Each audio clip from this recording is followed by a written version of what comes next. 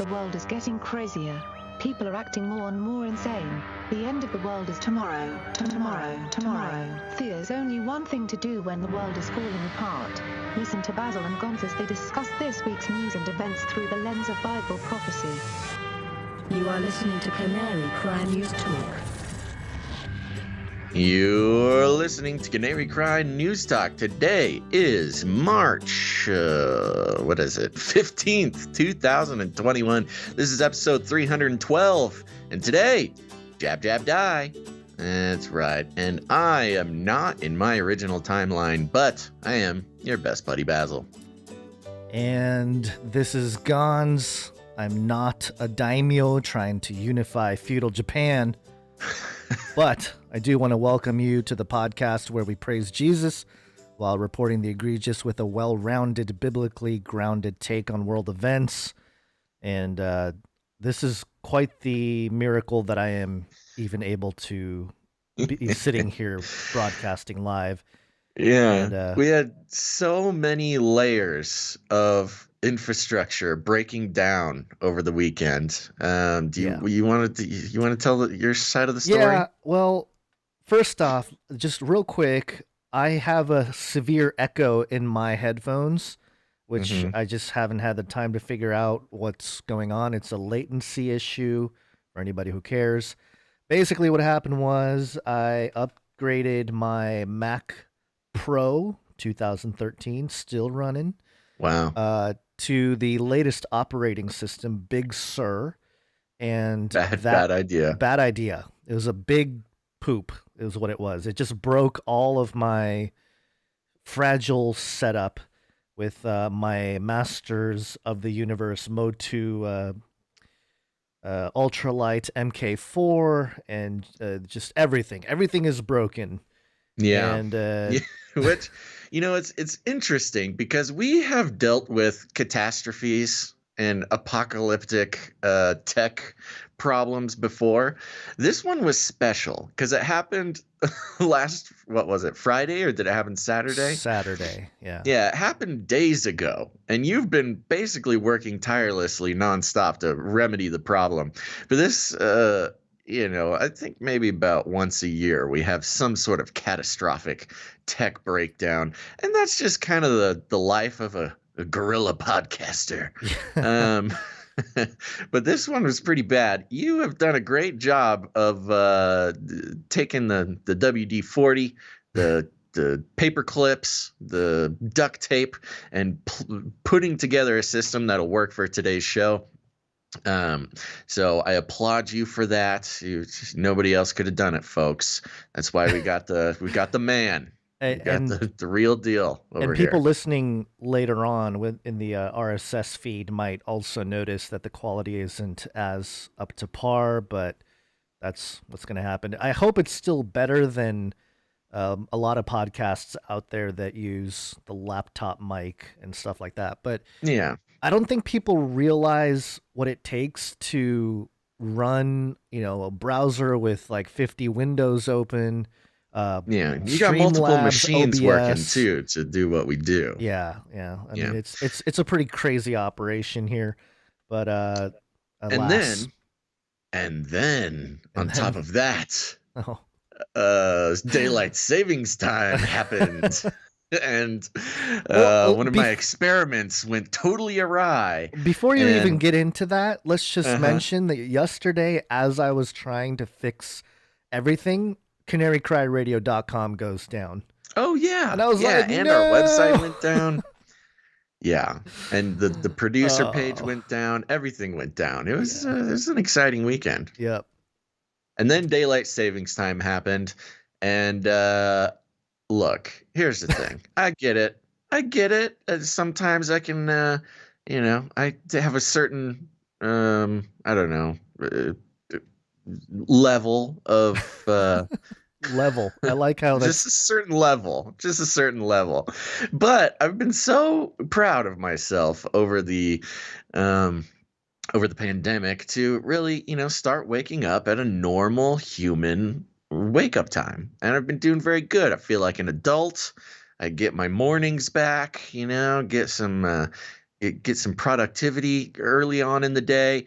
But there's something about the time zone jump, the daylight savings time, that I woke up to my phone ringing, and it was Gons asking where I was.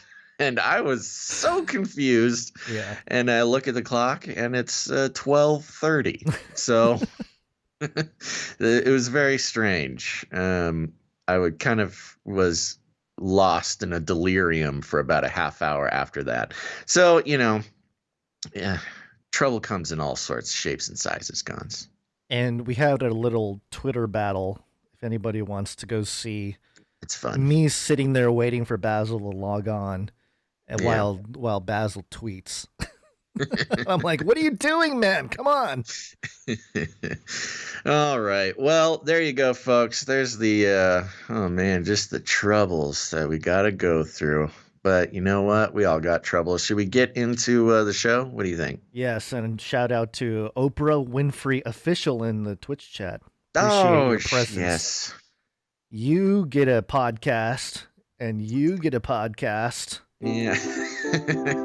And again, through the technical difficulties, I was not able to do my pre-stream chat. Right. So I do want to give a shout out to iFightSin over on Twitch, who had the first comment of the day. A woman. Oh, first, and also, real quick. Like, subscribe, bell button, all. Like, subscribe, bell button, all. And before we get into the Flippy update, which we'll get into in a moment, I want to debunk ourselves. Oh, good. I like this. The Biden jab. I found footage with no glitch. Really? It's on YouTube, straight off of CNBC television. And wasn't that where we were watching the live stream of it? Watching it now, and no glitch. Interesting. That is very interesting. Because remember, we did not just find a clip randomly on YouTube. We were watching straight from, I believe it was ABC or CNBC. Yeah. So, we were watching from a mainstream outlet, and that's where it was displayed with the glitch. Right, but I think it might have been like a tweet, like an official tweet or something, so it's possible that there was some compression. No, I mean, I remember correctly. We were watching it straight off of the website. Okay. But yes, okay, I'm watching it now just to prove to myself. Oh my gosh, he's got some hairy arms. He's not just hairy legs, Biden. He's hairy arms, Biden. I'm surprised that the nurse didn't have to take a razor. Okay, Gons, I'm watching the video. Oh my God, it just keeps getting worse though. The video that you just played, I don't know if you're playing it live on the air there, but I watched it, and you're right, there is no glitch. But right before the needle enters his arm, they put up a chyron that blocks the contact point. Yeah.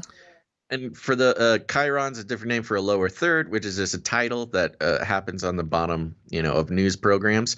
And right before the needle goes into his arm, it says, "Breaking news: Biden gets first dose of coronavirus vaccine." And the image is perfectly placed to block the contact point between the needle and his arm. This is not better. I think this is more evidence of foul play, Gons. Yeah, it could be that the jab was and it's right faked, at the exact moment, too. There's no image, no chyron. She's doing the swab. She picks up the needle. It's about to go in. Chyron goes up, blocks the needle. Yeah, and Joe doesn't respond, so either he's, well, who knows if he has feeling in his arms. That's not he's just trying to play tough. But anyway, I thought I'd bring that up. I still don't buy it, man. You don't have to buy it, but I'm just saying third. No glitch. No glitch footage. You're right, though. Yeah, that is interesting. They replaced the glitch with because another interesting thing on the video that we were watching, there was no graphic. So they put the graphic on this glitchless video. They put the graphic on that wasn't there before, and it looks like a little bit of a different angle. I got to look back at the original footage. Yeah, but it feels like it's a different compare. camera in the same room. Anyway. All right. Well, it's everybody's favorite time, Gons. It's the Flippy update. Flippy update. Do you want fries with that? All right, folks, if you're new to the show, let me tell you something. Flippy is the colloquial name for the disembodied robot arms that are taking our jobs, enslaving our children, and flirting with our spouses. We use talking about Flippy as a proxy conversation to discuss how robotics and AI are taking over the world, and there's nothing we can do about it. This one, we're moving closer to Flippy proper. This is coming from neural.it. Neural.it. And the headline is "The Candle: Robotic Philosophical Failure." Ooh, let's get philosophical, folks. How does our anthropomorphic vision of machines influence their interpretation? Okay. Put on your thinking cap, folks. This is going to get deep. How much does our anthropomorphic vision of machines influence their interpretation? And what do we need to attribute anthropomorphic qualities to a machine? The Candle by Amir Bastan explores these questions through a simple recurring gesture. An industrial robot arm with an audio speaker at the end points to a lit candle, and through the reproduction of highly vibrating low sounds, tries to blow it out. The discharge of vibration causes the flame to swing, but the attempt fails miserably every time, with the arm quickly reconfiguring its position and trying another angle again and again. The philosophical failure speaks in various ways. Beyond the artist's recurring reference, Tarkovsky's nostalgia movie, questioning, for example, the technical supremacy of an advanced machine and the impossibility of accomplishing an anthropomorphic basic task. So that was a whole bunch of fancy words to say, we put a lot of pressure on robots to be better than humans at things. And, he's in this art piece, he's sort of exploring how sad it is when they can't. And he's trying to make a statement about, human nature and the nature of robots and our expectations of robots being able to do what we can do as human beings. And I'm assuming you're playing the video there. Yeah. And for those who are just listening, as you may have heard when I just read, there's a tall white candle with the flame lit, and then there's a Flippy arm that has a speaker on the end of it instead of a claw or something, and it's trying over and over and over to point the speaker at the candle very close and blast it with a sound, allegedly to try to blow out the candle with this speaker. And the whole project is this robot failing over and over and over at doing this. And I thought we're going to get a little philosophical on the Flippy update. Usually we talk about, a new killer robot arm that's, has a flamethrower or something and how we need to watch out. But we also get kind of deep on the Flippy update about the psychological operations behind robots making their way into our everyday lives. And this brought up a very interesting point. Because this art piece is speaking to the impotence that robots occasionally have, and especially in the Flippy update, a lot of times we show robots that are failing, and you can see in the chat, and many listeners may have the thought themselves of like, oh, this robot is failing. We've got nothing to worry about. There's still a lot of time before the robots take over the world. But it occurred to me that that's all part of the plan. Why would a company put out footage of a failing robot? It's kind of entertaining sometimes, but on a basic level, it's not very good PR for their project. And yet we like to explore the meta movement of robots becoming popular and showing up different places in our lives. And I think it's very important to the psychological operation that the public is shown the failure of robots over and over and over, mainly to appear non-threatening. I mean, we're in this position where, it's not just us who talk about robots taking over the world. Of course, through Hollywood television and film for decades, it's been a topic of conversation. But, in Hollywood depictions, the robots are always highly competent. And, you talk about movies like Terminator and stuff. This was way before robots were anywhere close to being some sort of threat. So it was fun and entertaining to have killer robots that are better than humans in almost every way. But now that we get closer and closer to the reality of robots being in our everyday lives,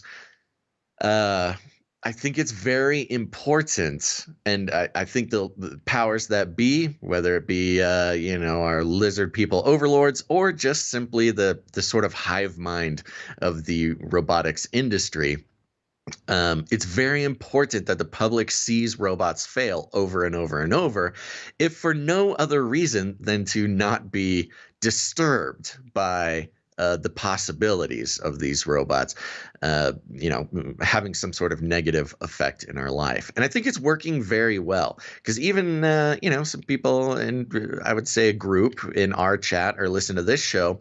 Of course, the Flippy update is fun. Of course, we explore a very complicated relationship we have with robots. But whenever a robot fails, the idea that I see communicated is, oh, this is dumb. The robots, they're so dumb. We're never going to see a robot take over in our lives, yada, yada, yada. And I think that's a very intentional. I think that's intentionally implanted in the public.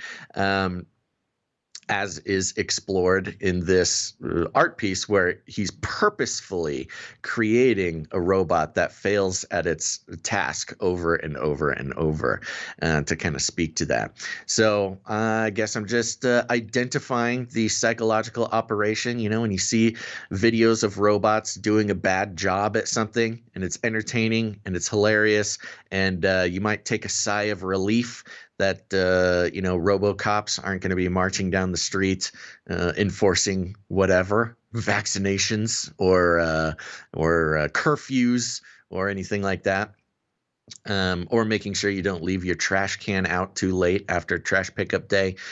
There you go. It's don't get comfortable, folks. It's all a big psyop. Yep, very true. I will say, I think you covered most of the concepts there, but the thing that you have to remember too, the psyop element is, as I watched this, my whole kind of reaction was like, yeah, but number one, this is an art piece. Number two, it's all a dial.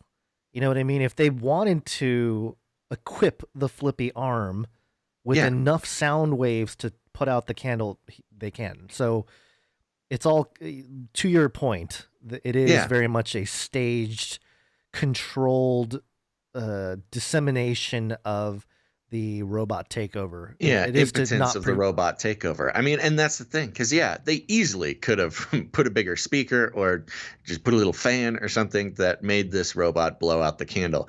The interesting philosophical part is that he intentionally is causing the robot to fail every time that it tries. Right.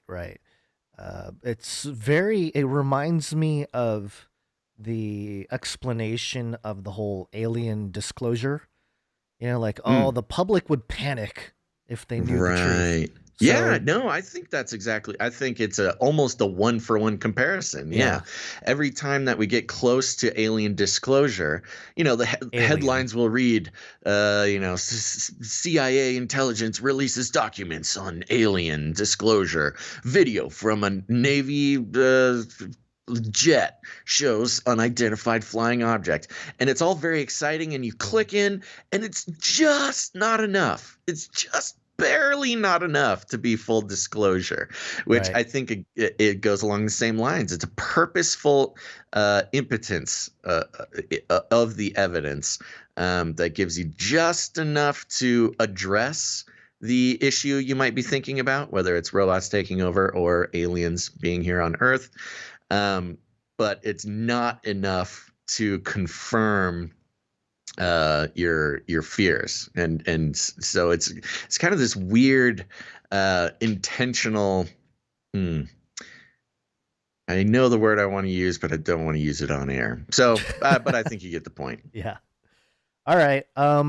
We got a lot to cover here, so let's move on real quickly. A 666 update. 666. Newsweek.com. Zach Bagans buys these $666 satanic 6-string haunted guitar. Oh, somebody bought the guitar. Yeah, killed a teen. We have a name, Zach Bagans. So you could look for Zach's next album to be a hypnotic hit. You know what? Zach is the perfect name for a man to buy the 666 guitar. Yeah. No, I mean, no offense. I don't even mean that in a bad way. Any Zachs who are listening, Zach is the perfect name for somebody to buy the haunted guitar. Apparently, he's the what is this? Host of Ghost Adventures. Ghost Adventures, yeah, right. So yeah, the perfect guy to get it, I guess. Good PR, I guess. Good job. For the show. Yeah, good PR. That's yeah. I mean, why not? This guy's spending a few $100 to get noticed and have a Newsweek article written on him. That's actually pretty cheap PR, I gotta say. Pretty cheap PR for someone with a mainstream show on television. $666 is a pretty good deal to get some articles written about you. Yeah, yeah. Moving on. Oh, here we go. You are already sort of a cybernetic symbiote. Neural nets are taking over from regular programming. So you are connected. This is from the independent.co.uk via MSN. Elon Musk names himself Technoking of Tesla. Elon Musk has given himself the job title, quote, Technoking of Tesla.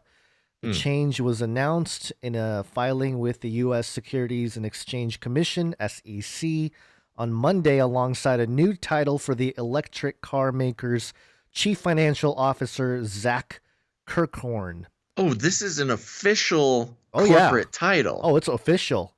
That's so funny because I was looking at some Elon Musk tweets today, and he changed his bio to Technoking of Tesla. I thought that's what we were talking about here. No, he changed the corporate position from whatever it was, CEO or president, to Technoking. Yeah. That's hilarious. Quote, effective as of March 15th, 2021, the title of Elon Musk and Zach Kirkhorn have changed to Technoking of Tesla and Master of Coin, respectively.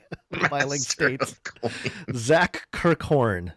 Wow. Is the Master of Coin. Say what you will about Tesla, and I would say we have an equally complicated relationship with Elon Musk as we do with Flippy the robot.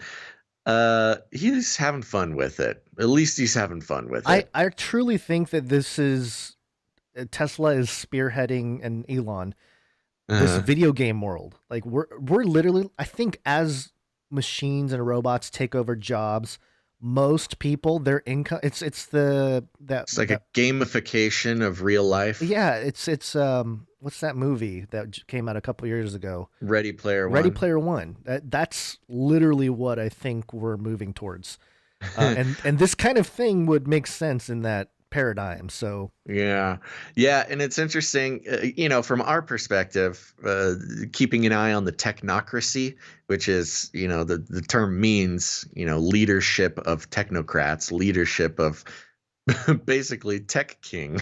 Right. I mean, I guess technically that he would be claiming himself the leader of a techno monarchy, which is basically technocracy with a little less bureaucracy. Yeah.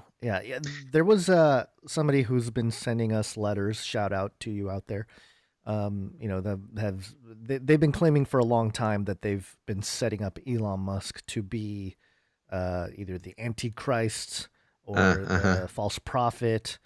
And did they mention Technoking? They did not mention the title specifically. Missed it. How I mean, if you're gonna have a a antichrist and false prophet, if you read Revelation 13 carefully, it's the false prophet that distributes the mark of the beast, the economic engine, the master of coin as the secondary chief financial officer to the Technoking of Tesla. Maybe he got the memo. Elon got the that's funny. Send it. I do want to give a shout out to Algorithm. Oh, I get it. Algorithm. Algorithm over on YouTube says that makes Bill Gates the vaccine king.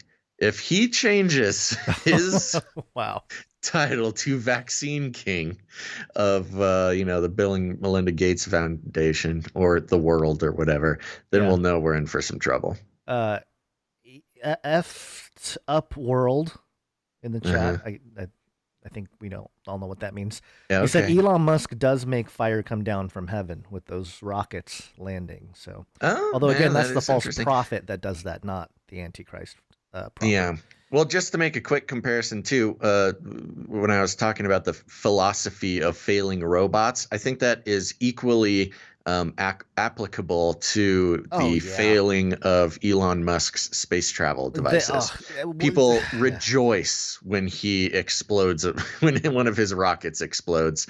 And I think whether on purpose or not, it does have a similar effect to the fears people have around ubiquitous space travel. And I think using combustion as the rocket, just using old flammable combustion as the technology is also a massive misdirection.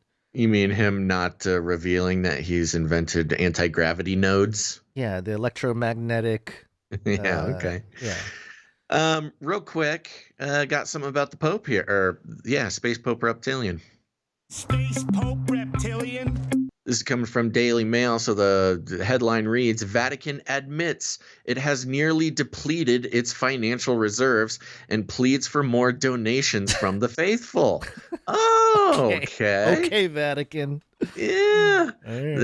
I'm sure everybody's buying that. For those who've been listening to the show, or for those who haven't, rather, we've been following the weird moves, the shakeups. Yes, there's been a very interesting series of shakeups going on with the Vatican, and specifically its financial department. The Pope pretty much gave the keys to the coffer to I forget his name, but to one singular man, and they've been hardening their rules and their legal processes, specifically against financial crimes being committed with Vatican funds. And it was all very strange. A lot of very strange moves were going down at the Vatican. And so we were keeping an eye on it. We had no idea what it could be. It was just, there's a trail of breadcrumbs in the news. And I think this makes sense. They were flailing because at least they claim, they're out of money. They've depleted their cash reserves. How is that possible? I have no idea. I don't buy it. Well, churches in general have been having a hard time because of coronavirus lockdowns. And of course, Italy has had especially difficult times with lockdowns. But, less people going to Catholic Mass, less people going to church means less tithes, less the offering basket being passed around a little bit less. And depending how much they were dependent on that cash flow at the time, I could see that causing some trouble with the cash reserves. Well, in the regard of money in, that makes sense. Yeah, but the Vatican is sitting on top of like an ancient library of priceless documents that if they wanted to really, if they need some money, they can release one for auction or something like that. And I don't think anybody's going to make the case that the Vatican's broke. It's the biggest real estate owner in the world, and owns I forget what it was either more than or close to the amount of gold as the Federal Reserve. So, I mean, I don't think they're broke, But that's why they specifically said financial reserves. That's cash reserves that can be easily moved around. Oh, they didn't get the check from the bailout? Maybe that's what it is. The stimulus bill didn't mention the Vatican, and The Pope Vatican slammed bailout. his reptilian fist on the desk, and he's like, Yeah. "Where's our cash?" Yeah. Well, Gons, I feel good about this one. Not that I am, not that I care at all about the Vatican running out of cash, but over the years of us doing this show, we can sniff something out. We can sniff something happening, and a lot of people wondered why we were giving any airtime at all to the fact that the Vatican, I don't know, clamped down on their legal process or changed their master of coin. And here we go. It all came up to this. I wonder if You that's heard gonna it here become a first, thing. folks on Canary Cry News Talk. I'm just waiting for Master of Coin to become a normal title. Like instead of CEO, CFO, we're just gonna have the who's your Technoking? Might be the start of the 10 kings, in the Bible. Anyway, Yeah, it'll be techno-feudalism. yeah. Well, which is the Techno-feudalism technocracy. would be a much more fun way for the world to go as far as, those apocalypse-ready people. Techno-feudalism is a little bit more of an apocalyptic setup. But, technocrat, there's too much bureaucracy. Nobody likes that. Which, by the way, there's a picture that we're looking at here for those of you just listening and not looking at the screen of Pope Francis boards the papal plane before departing Baghdad. He's another one of those environmental guys, climate change guys, Mhm. and He's the Green Pope. the Green Pope. Yet again, as so much has been pointed out, the criticisms of those who claim we have to do something or the planet will die. He himself, the Pope, on a private jet. So Yeah, of course. all that money, Like Al where's it Gore, going? him and Al Gore. Yeah, Al Gore drinking baby blood. Jeez. You didn't I hear was about this? thinking You didn't know flying about on a this? private jet, but okay. Well, that's why they need private jets. They need their Yeah, Their you gotta have your baby adrenochrome. blood in peace. they need their adrenochrome bar without the peasants bothering them. You're gonna get us tagged for Q stuff again. We are not QAnon on supporters. We explicitly do not support Q. Speaking of which, let's talk about the Waccine. Oh yay! Waccine. Waccine. Waccine. Waccine. I wanted to just real quick. We named the episode "Jab Jab Die" because multiple layers to this. I looked up jab jab. Multiple layers. Multiple layers. Do you know what jab Okay. jab is in the Caribbean? In the Caribbean, no. It's a person dressed up as a devil-like character in Caribbean carnivals who carries a whip used for hitting other devils. And if you look up some pictures, I mean, it is hardcore. It's like people dressed up in horns and which has been a theme this year, covered in black, like oil-looking thing with Like, whips, and they're like hitting each other, and it is a very strange. Interesting. Wow, what a connection to make. Nice one. Yeah, and Jab jab. It'll connect to other stories today, but this first one here, It will kill. it was being shared around last week. FoxNews.com. Utah medical examiner says 39-year-old mom's death 4 days after taking COVID vaccine is, quote, temporally related. What? Okay. Wait. Read that again. Utah medical examiner says 39-year-old mom's death 4 days after taking COVID vaccine is, quote, temporally related. What a crazy way to put that. What a crazy, like, vague way to say that yeah, she may have died from the jab. But Temporally didn't. related? What is this guy, like, into Doctor Who? Yeah, it's a time machine issue. The family. He's been reading too much Hitchhiker's Guide to the Galaxy. Yeah, well, Maybe they're just living in your universe where Yeah, you that's sleep true. till 12:30 in I the am also afternoon. temporally related. Temporally challenged, I would I'm say. temporally challenged. Okay, the family of a 39-year-old Utah mother who died just 4 days after taking her second dose of the COVID vaccine believes her death may be directly connected to the vaccine. But medical experts are cautioning the public not to jump to conclusions until all the facts are collected. Not unlike everybody jumped to conclusions on how people were Just dying last year from COVID over and over again. just because something is temporally related, don't go jumping to conclusions. Yeah, I feel Weird. bad for the family. She's way too young to pass away. Yeah, Cassidy Kurill, what is that? Kurill? I think that's how you say it. Received her sure. second dose of the Moderna COVID-19 vaccine on Monday, February 1st. Over the next few days, she became sick and her condition worsened. By Friday, Kurill was dead. Kurill's father, Alfred Hawley, told Fox News Holly. Wednesday. Holly? Yeah, sorry. I did hear somebody say it, so I think Okay. it's Holly. Hawley told Fox News Wednesday his daughter, quote, was seemingly healthy as a horse and had, quote, no known underlying conditions. Okay, by the way, just real quick, this echo is driving me crazy. This is Yeah, like insanity. I'm surprised you're able to do what you're able to do. I'm gonna have to get some therapy after this. Or something. If you want to pass driving on me any mad. reading, you can. I'm It's okay. reading with an echo is almost impossible. You're doing some real brain Yeah, exercise my doing brain is it's shroomed up. it. Yeah. That's going to get me in trouble too.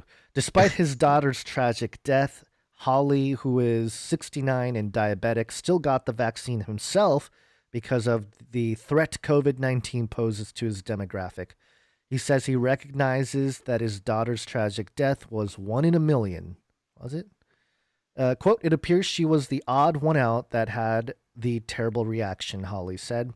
Dr. Eric Christensen, chief medical examiner for the Utah Department of Health, told Fox News that Kurill's second dose of the vaccine and her death are only, quote, temporally related. Quote, we don't have any evidence that there are connections between the vaccines and deaths at this point, he said. We don't have any indication of that. Christensen said side effects from the vaccine are to be expected, but how an individual responds to the vaccine, he said, will ultimately be determined by their biology. Quote, certainly there are side effects of a vaccine that are directly linkable to the vaccine and what's going on in your body, Christensen said. You know, the pain in the arm. Oh, do I have the Bill Gates? The extreme pain. We're taking, Oh, that's not it. the super painful. Super painful. You know, the pain in the arm, the fever-like symptoms related to your immune response to what was put into you, those kinds of things clearly happen. As of Thursday, March 11th, 2021, more than 500,000 people in Utah have been partially vaccinated. Ooh, that's a weird way to put it. Just because you haven't gotten the second jab, you're only partially vaccinated? Yeah. While nearly 340,000 have been fully vaccinated, according to figures from coronavirus.utah.gov. Utah's population is roughly 3.3 million people. Ooh, 3.3. And the FDA requires that vaccination providers report any deaths after COVID vaccinations to the VAERS, Vaccine Adverse Report System. On the VAERS database, there are 4 deaths reported involving Utah residents. One of those 4 deaths matches the age description of Kurill, while the other 3 were all in their 80s. The Utah Department of Health told Fox News that the Office of the Medical Examiner will, quote, investigate any death where the COVID-19 vaccine is mentioned on the death certificate. This is a quote, there's no evidence COVID-19 vaccines have caused any deaths in Utah. How can they just go out? I mean, I don't know.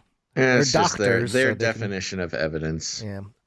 Reports, Temporal relation apparently is not evidence. well, they're not explaining it other than, just having it either mentioned on the death certificate or temporally, meaning like, oh, they died in a certain amount of time between, the jab and the death, or like, there's Yep. a short amount of time or whatever. Yeah. Reports of concern are verified and undergo scientific study. The CDC also follows up on any report of death to request additional information and learn about what occurred and to determine whether the death was a result of the vaccine or unrelated. Okay. Christensen told Fox News that cases involving death after the vaccine are worth investigating, but until we know all the results, it's just speculation. Yeah. It's all speculation. Autopsy report pending, etc., etc. Yeah. Well, they're not going to come out and say it was related. I mean, this is sadly not the first time that this has happened. It's happened hundreds of times. Yeah. And many of them with much more evidence than this that it was related, not just temporally. And I don't think anybody is going to bend any mainstream thing. I don't think anybody's going to bend on the saying that the jab causes anything. That's just the unfortunate detail. I do have to say, Gons, you're doing a great job reading with the Echo, and I speak as somebody who has experience in reading with the Echo. But I will say, I can tell your focus is on point. So focused on ignoring. I know, I'm the trying Echo really in hard your to mind. like It take slows you slowly. down a little bit. It does, yeah. Yeah. Okay. Well, let's. I don't think there's much more to say about Nope. that. Do you think? Speaking of jab, Okay. that's you. That's my setup for you. It's all speaking of jab at this point. I know, but this specifically is- jabs. Oh, right. Oh, I get it. Yes. This is coming from Guardian.ng. Headline is Hearns, Hearns, somebody's name, Hearns, blames COVID-19 vaccine for Marvin Hagler's death. Thomas Hearns has claimed Marvin Hagler's death at the age of 66 It's Hagler. was linked to the coronavirus vaccine he received recently, reports worldboxingnews.net. Hearns, known as the Hitman during his career, took to social media to report that Hagler was fighting for his life in the ICU on Saturday. The ex-boxer also added that Hagler was there due to the after effects of the vaccine. In a sad final statement, Hearns said he believed he'll be just fine, but we could use the positive energy and prayer for his full recovery. Sadly, that didn't happen, and Hagler passed away a short time later. Hearns' revelation will be a massive blow to the continued rollout of the vaccination program. Reports in Europe of the AstraZeneca-Oxford vaccine causing blood clots in 3 patients already dealt a debilitating thud. Yada, yada, yada. We're aware of that. So, yeah, okay, I get it. Jab. We got boxers, which, is an interesting case on its own because, boxers are generally in pretty good health. Healthy as a horse, just like the Utah woman there. Do you know about the Hagler? Hagler, by the way. It's not Hagler. No, I don't know much about boxing. Okay. Hagler and Hearns had one of the craziest, people say it's the best first round of boxing ever in history. It was really an intense match. And they actually became good friends after that match. And that's why Hearns came out and reported that, hey, he got the vax, he's in the hospital, pray for him, whatever. And then when he passed away, the reason why I used the Guardian.ng for this story was because all of the Western media, Fox, CBS, NBC, all of them were saying anti-vax people jumping on claims that Hagler passed away from the vaccine. It was just covered it's with only that. Temporally related. Only temporally related.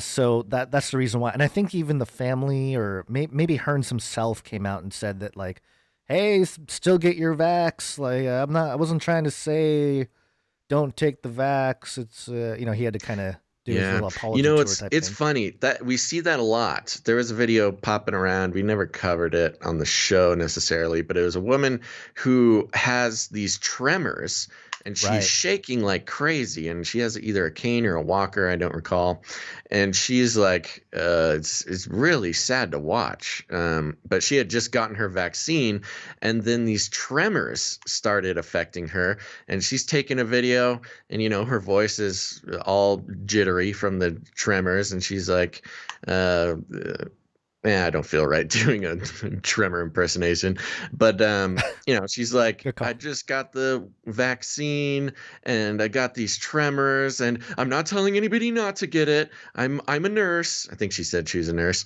I'm a nurse. I'm not saying nobody should get the vaccine, but the vaccine caused me to have these tremors. I haven't stopped shaking in days since I got it, and nobody knows if this is going to be my entire life or if this is new. I'm not saying don't get the vaccine. I think everybody should get it, but just be aware that this is something that could happen. And I don't think she really wants to say that. I think she has to say that. You have to say that you're not an anti-vaxxer, even if you're making a video about how the vaccine gave you tremors and you're just trying to get the word out there because the mainstream won't cover it. But it's this self-policing that our culture has everybody doing, self-policing, policing each other, self-editing, things like that. It just in order for your voice not to be stifled by the system. And it's very sad to watch. Yeah, and Mind definitely. control intensifies. Oh, for sure. I don't have that in front of me. Do I? Maybe. It's okay. Yeah. Well, I do. Mind control intensifies. There it is.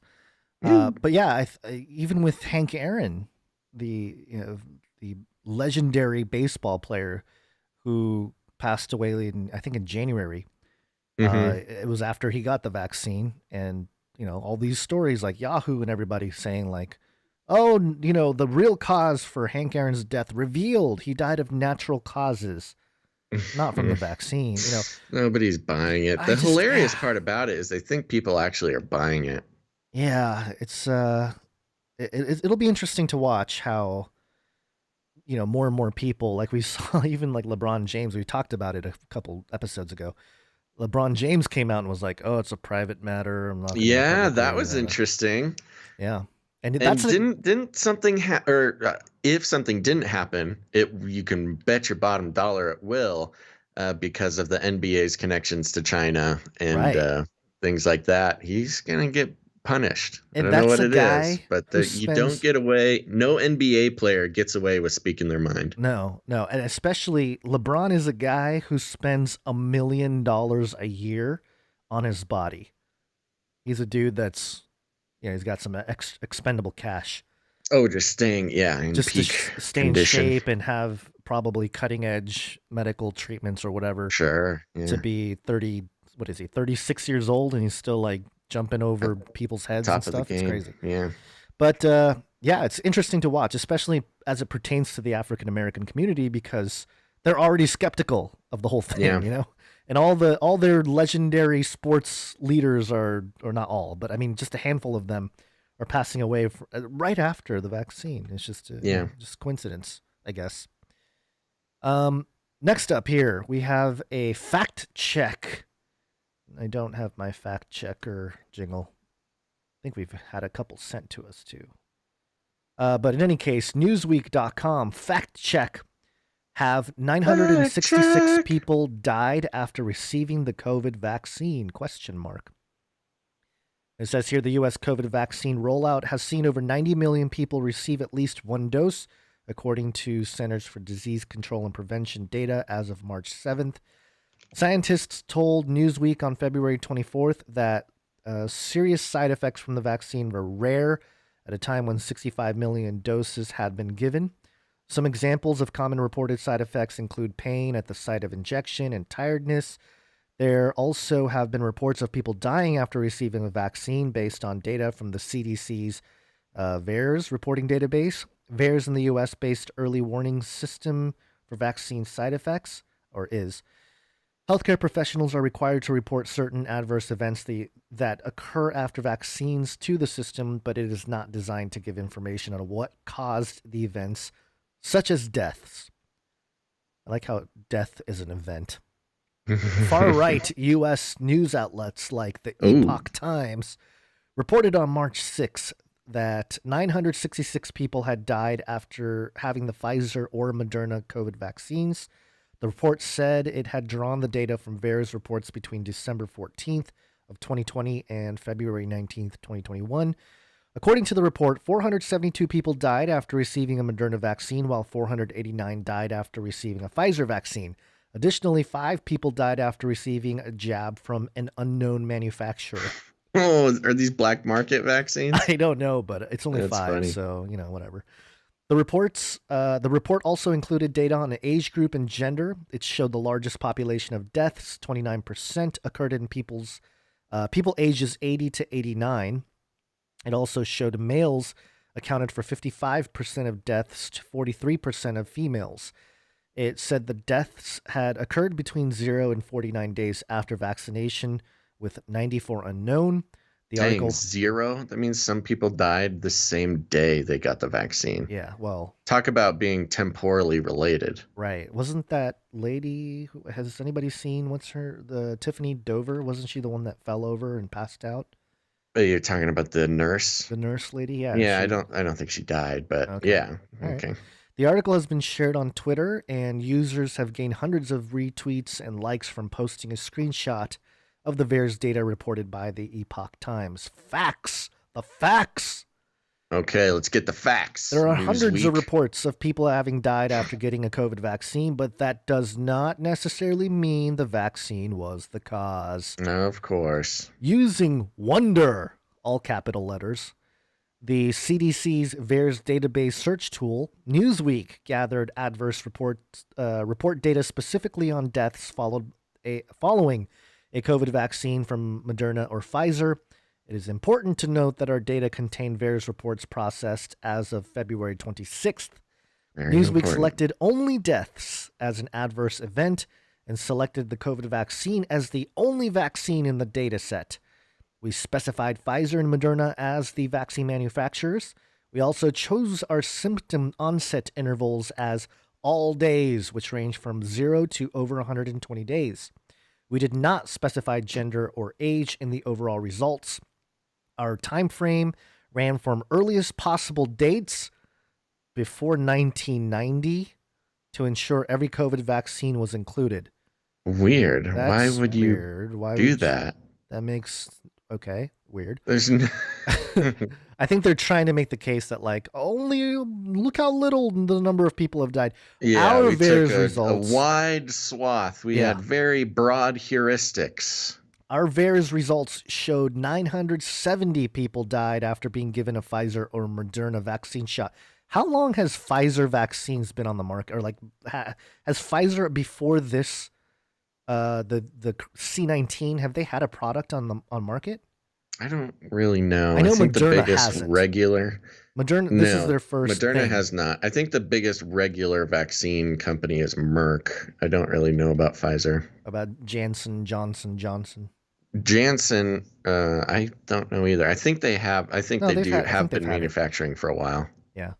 Newsweek contacted, so of those deaths, 495 occurred following a Moderna shot and 475 occurred following a Pfizer shot. Oh, Okay. Moderna's winning. Newsweek contacted Pfizer and Moderna for comment.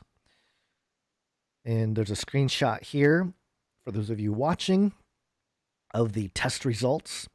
Then it says, this differs slightly from the Epoch Times' data, which showed 489 had died after receiving a Pfizer shot and 472 after receiving a Moderna shot. However, the final results is close.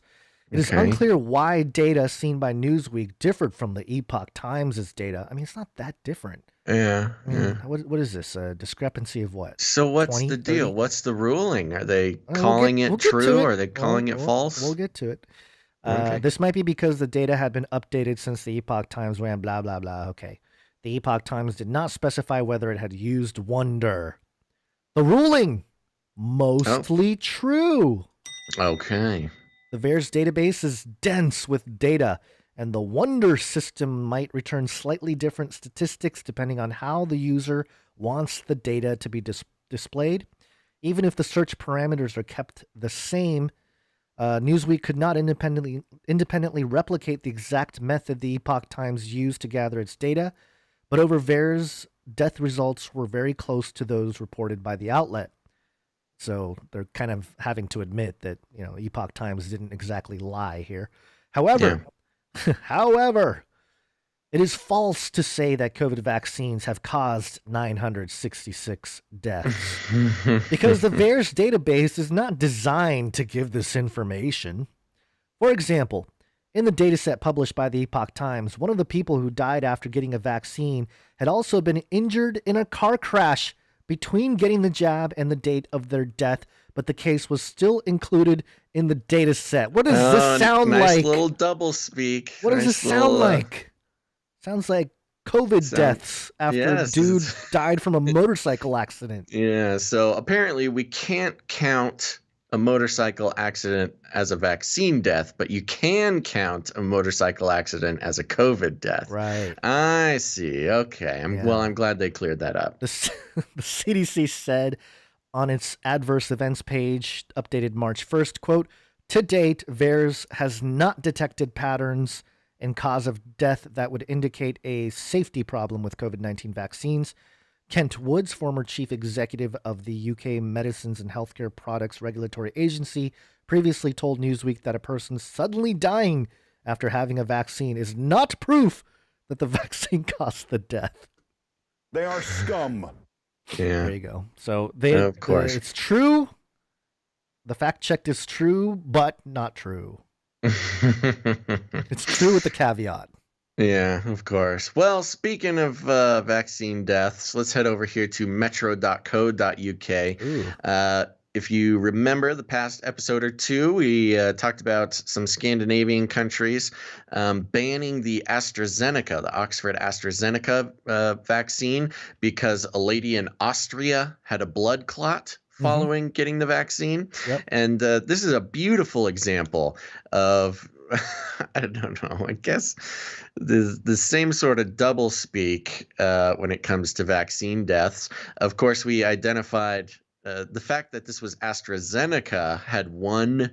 I think they're up to 3 now, 3 blood clot cases, and countries across the EU and Europe were completely banning the AstraZeneca vaccine.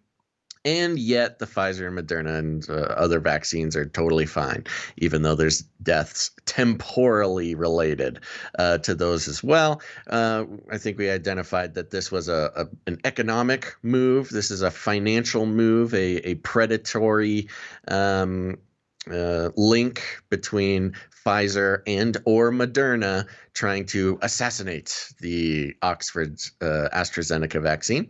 But let's see where we're at with this. The headline is Dr. Vows. This is a vow, Gons.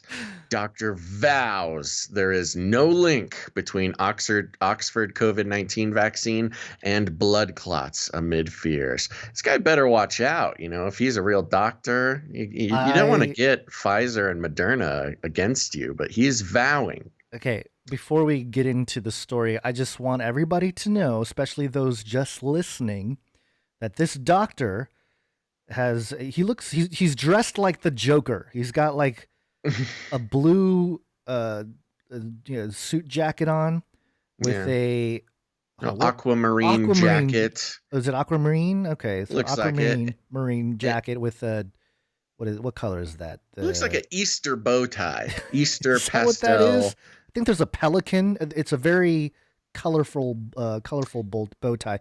I don't know if I would trust a guy like this. Yes, telling me about and that was his big problem, is he's not wearing the lab coat. If you want people to trust you on TV as a doctor, you have to wear a lab coat. You got to have a stethoscope around your neck. His haircut is a little too hip. But anyway, go on with the story. Let's see what he says here. It reads here, it was revealed that, I'll start from this byline here. Dr. Amir Khan insisted there is no link between Oxford's AstraZeneca coronavirus vaccine and blood clots. It was revealed that Denmark, Norway, and Iceland were among the countries which have suspended the use of the Oxford jab to investigate possible side effects of clots. By the way, I do want to say, I mean, we've kind of transferred in to the jab language, saying jab, but this was a purposeful shift of language that we identified way early on. Instead of using the American term shot, getting a shot, the entire lexicon around the vaccine worldwide has changed to jab, which was originally a UK word for it. So anyways, appearing on today's Good Morning Britain, Dr. Khan explained that this was simply a precautionary measure and that the numbers don't add up. Oh, okay. The numbers aren't adding up. Speaking to hosts Katie Garraway and Ben Shepherd, he said, quote, Denmark, Norway, Iceland have paused the rollout of the Oxford AstraZeneca vaccine because there were some reports of blood clots in those other people who had them. The European Medicines Agency has come out very clearly to say that there is no link between the vaccine, the Oxford vaccine, and blood clots. Oxford AstraZeneca themselves had said that the vaccine went through rigorous clinical trials, and this is not a known side effect. Okay, well, if the company said it themselves. Quote continues, and when you look at the numbers, it doesn't really add up. 5 million people across Europe, and the Oxford AstraZeneca vaccine, 30 of them developed blood clots. Oh, that's an updated number. When you look at the background to that, 1 in 1,000 people would develop blood clots anyway without the vaccine. So I do want to allay people's concerns. There is no link between the vaccine and blood clots. When Kate asked about the link between coronavirus and blood clots and whether this has sparked concern over the vaccine, the health expert emphasized that the jab has nothing to do with this. The two are very separate, he continued. Coronavirus itself can affect the way your blood clots and increase the risk of clotting. It increases inflammation in the body, which again can increase your risk of blood clotting. However, the vaccines don't contain the virus. This is such a funny point to make. Like, yeah, well, some people think coronavirus vaccine can give you blood clots, but coronavirus can give you blood clots. So it's this weird, like, whataboutism. Yeah. It can't give you coronavirus by having the vaccine, yada, yada, yada. We know that. The suspension of the Oxford AstraZeneca jab in Denmark comes after an Austrian woman died of severe coagulation problems after taking the jab, and 3 more cases of blood clotting issues have been reported in the country. Oh, so there's that 3 number that I was with, but before it mentioned 30. Health authorities say they are acting early to fully investigate the reports, with the European Medicines Agency announcing it had found no link between Oxford vaccine and the woman's health. There is currently no indication, yada, yada, yada. I would be very interested to see if this doctor is on the Oxford AstraZeneca incentivization list as a doctor. Yeah, like a payroll. Yeah. Propaganda payroll is what we should call it. Yep, because that's what you do when you have something wrong. Go with one of your drugs. If you're a drug company, you just get one of your doctors that's on the payroll to go on the news and assuage everybody's fears. Well, he is part of a literary agency for his book, and he's a lecturer at the University of Leeds School of Medicine and the University of Bradford. So university connection seeing there. If any of those are connected to Oxford or have some sort of partnership with Oxford would be a connection to look for. I mean, just being a university guy with a book out there, and he's right. You need the approval of Oxford. Yeah. To I don't think this happens randomly. This is like a PR war. He's in the system. He's in the higher education system, which of course, Oxford would have ties to that entire web apparatus. Yeah. Yep. So there you go. Okay. Well, there you go. Don't worry, folks. If your blood's clotting, you're fine. Guy with the colorful ties says, rub dirt in it. Not part of the vaccine. So take it. He has a book too called what's the name of this Called book?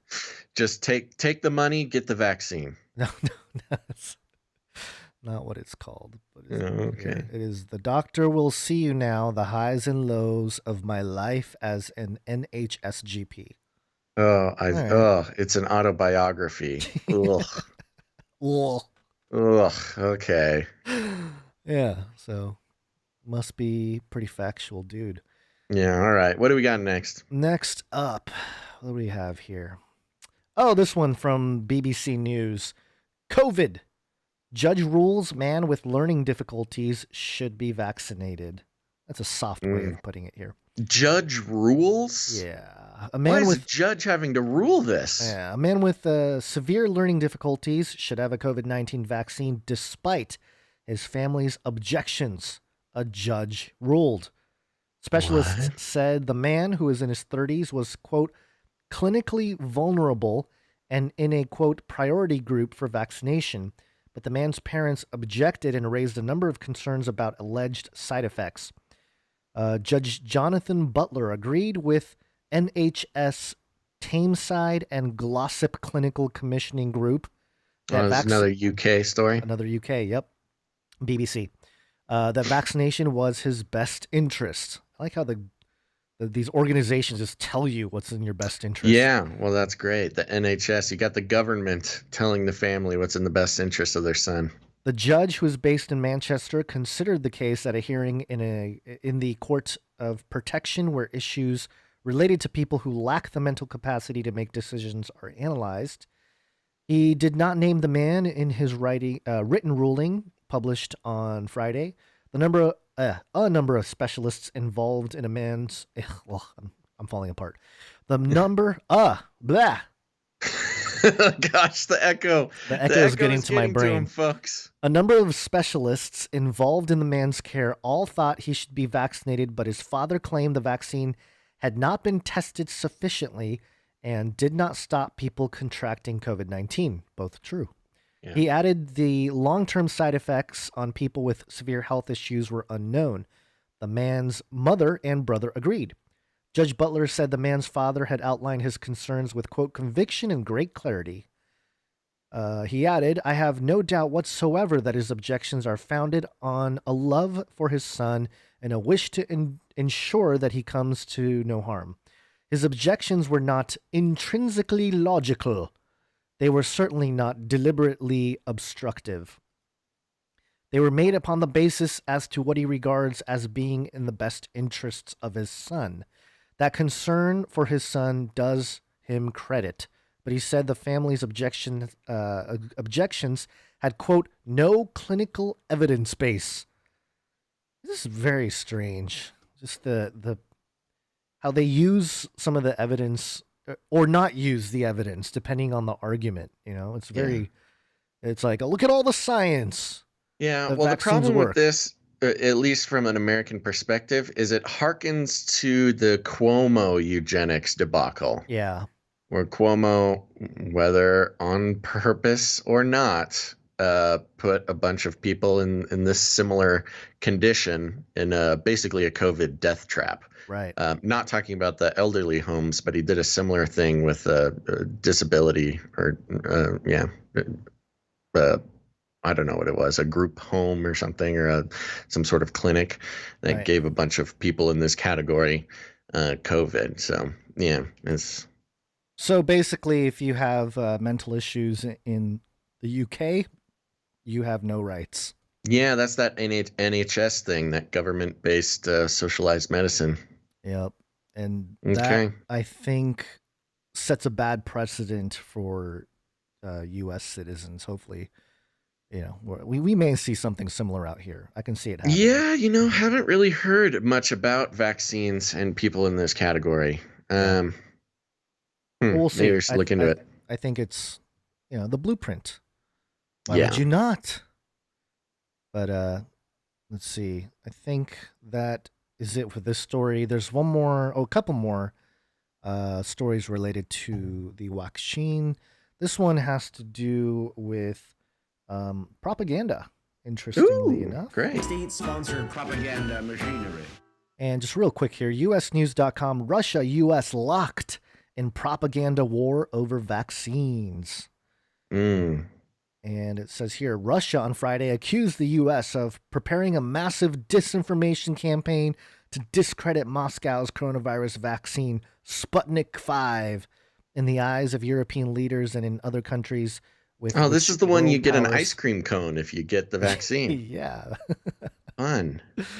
With which world powers seek greater relations. Citing an unnamed source from the Kremlin who referenced intelligence reports, Russian state news claimed the large-scale campaign will be, according to a translation, quote, aimed at creating a bias toward domestic scientific developments of Russia's COVID-19 vaccine, particularly for countries that have already signed up to receive it. It also claims the U.S. was pushing instead for countries to agree to receive its own vaccines, particularly one developed by Pfizer. Pfizer, man, they're just like pushing it everywhere. They're the bully vaccine company on the block. They really are. They're the big kid on the playground. And connected to Germany, so Nazi. It's the Nazi jab. Please don't quote me on that. The State Department and its Global Engagement Center, a relatively new office tasked with countering disinformation, did not immediately respond to requests for comment. However, Russia's claims follow similar assertions from U.S. officials and confirmed by State Department spokesman Ned Price earlier this week that Moscow was behind a similar campaign targeting U.S.-made vaccines. I mean, this has gotten to the point where it's like, you lie. No, you lie. Well, you know what the funny thing about this is? They're making it a nationalist issue. Yeah. Russian vaccines versus American vaccines. Who will win? And it's just like, no. I mean, putting it in a nationalist context is such a diversion. This is about the companies that have developed vaccines and want to make money off of their work. Yeah. Of course, Pfizer, like you said, big kid on the playground, wants the whole world to take Pfizer. And as we've seen, they have taken drastic steps across the board to keep people from, or to keep as many vaccines from being accepted in the public. Moderna was only given a pass because Fauci has a big stake in the company. So, you know, I truly believe that's the only reason Moderna is even on the ticket. Do you have on the billboard?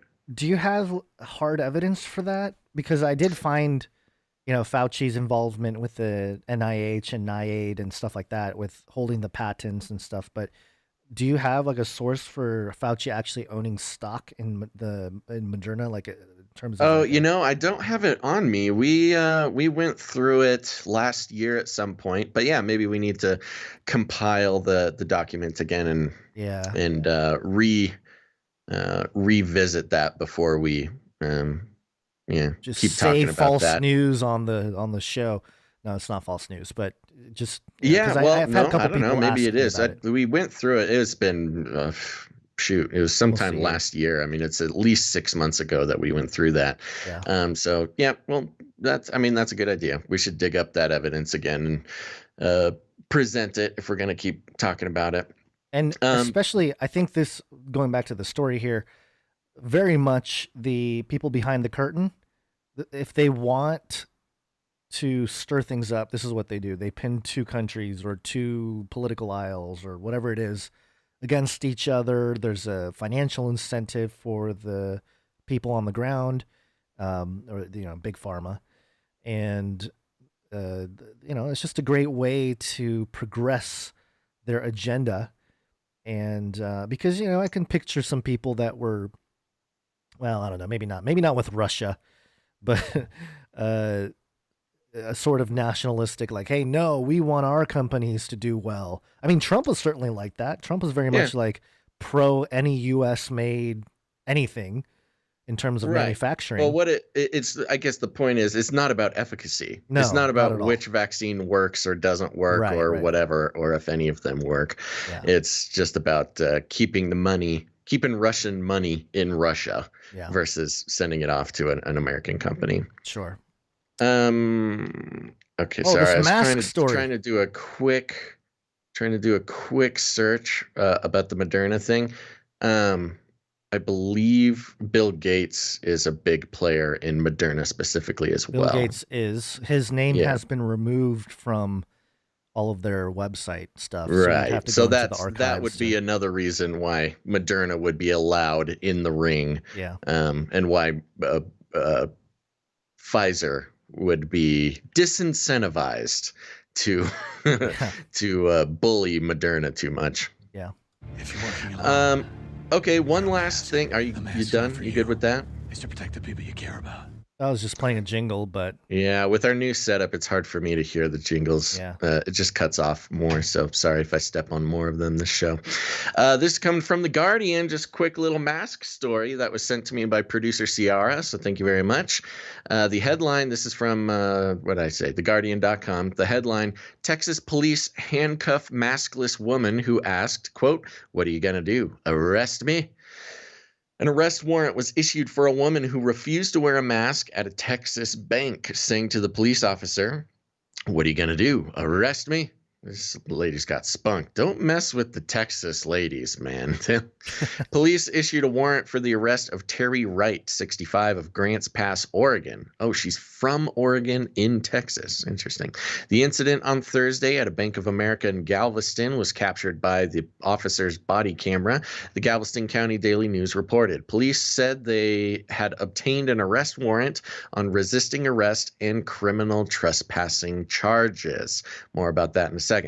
Greg Abbott, the Texas governor, has ended statewide orders requiring people to wear face masks in public places, declaring businesses should decide for themselves what COVID-19 precautions to take place on their properties. Many businesses have kept their own mask rules in place. Police said bank managers, blah, blah, blah. They got her. So I found this very fascinating, not just because somebody got arrested for not wearing a mask in Texas, although that's its own interesting part of the story, but especially because this happened in Texas. There's an interesting connection to the gun conversation. Of course, Texas is known for its relatively free relatively free gun laws. And for those who aren't familiar, the charges brought against this woman, resisting arrest and criminal charges, might ring a bell for you, because in states like Texas and depending on licensing, other places like Oregon, Nevada, there's a whole handful of states where you can carry a gun anywhere, literally anywhere. You can bring it to a mall, you can carry it in a bank, you can carry it in a movie theater, you can everywhere except for government buildings, you can carry a gun. Now, a company can put up a sign that says no guns allowed, but that sign is not legally binding. So, if your bank has a little sign that says no guns allowed here, don't even think about it, you can still bring a gun into the building and it's not illegal. But if somebody in the bank says, "Hey, please leave. We don't want you to have a gun in here," you must leave. And if you don't leave, you don't get charged with anything relating to the gun, but you do get charged with trespassing. And that's kind of the big connection that I saw with this story, which is these masks, or these mask laws in Texas right now, are being treated similar to gun laws, which I thought is an interesting connection, especially considering the sort of social paradigm where, the same people who would refuse to wear a mask are probably the same people carrying guns, at least in the eyes of the mainstream or the over socialized. And so, yeah, I don't know. I just thought it was a very interesting connection that it's opposite. It's kind of moving in the opposite direction, where if you don't have a mask, you can get busted for trespassing. Similar to the fact that if you do have a gun, you don't get in trouble for having a gun, much like you won't get in trouble specifically for not having a mask. But they use these little workarounds with trespassing laws in order to give a little bit of power to private institutions. And the fact that it's happening in Texas is a very interesting messaging to the rest of the states, who both have a little bit more lax gun laws and are not requiring masks. So interesting connection. That's it. Not much else to say. Yeah, I mean, when it comes to the guns, I can see a little bit more of a immediate application for a private business being like, hey, we don't feel comfortable with you having a gun in here. We get that it's, you can open carry, but we just personally, as a private business, feel uncomfortable. Please go outside, or we'll nail you for trespassing. Yeah, I understand that. The mask, though. Well, that's the funny. There's a couple of funny parts about it, which is it happened in a bank, which of course, it's hilarious. Before COVID, if you wore a mask in a bank, you'd get arrested. Yeah. Now you have to wear a mask in a bank or you get arrested. And the connection between wearing a mask in a bank and carrying a gun is hilarious. Yeah, it's topsy-turvy world, man. It's just so bizarre, and I don't know if it doesn't help when these this woman kind of starts mocking the whole thing. Yeah, Like, I didn't understand watch the video. her sentiment. It doesn't look like it would put her in a good light. No, and I think obviously a lot of us here are in agreement with her premise. Mm-hmm. But when she calls them. What did she call them? She called them sheep or something like that. Yeah. It's just not a good look. It's just another piece of, useful propaganda against people who don't wear a mask. And that's the unfortunate part about it. If you're out there and you're a staunch anti-masker and you're getting in situations like this, always consider how it might look on the internet, the things that you say. Yeah. Yeah. She says it's police brutality, which... It's not really police brutality, but she's pretty. The guy's being pretty rough with her. Yeah. Yeah. I mean, it's not cool for and then sure. She says, "Wow, what a bunch of sheep." I mean, I might say the same thing if they were trying to get put handcuffs on me. Yeah. I mean, there's a certain if you had a bad night's sleep, you get a. People don't consider that enough. If the time changes, and you're stuck in a time portal, and you're supposed to hop online with the co-host at like 9:30, 10 a.m. 9:30, yeah. And it's 12:30, and you're still snoozing. I know people just don't understand. Those temporal relations can really cause trouble. Speaking of temporal relations, Gons, I think we should take a break. Let's do it. It's break time. Come on, take a break. Okay, folks, we're going to take a quick break, but don't go anywhere, because after the break, we're checking back in with deep fakes and a mother update. Oh, and the of course, story is insanity, but go ahead. Sorry.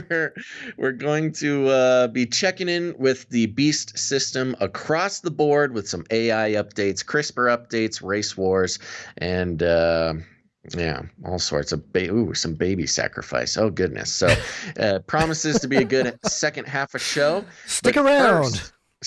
Deep fake and baby sacrificing. Oh jeez.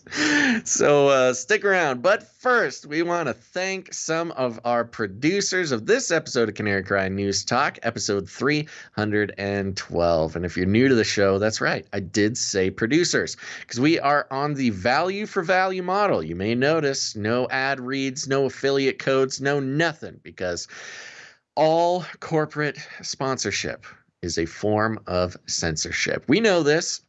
As the nephew of Sigmund Freud, Edward Bernays said, he's the godfather of advertising in the mid-20th century.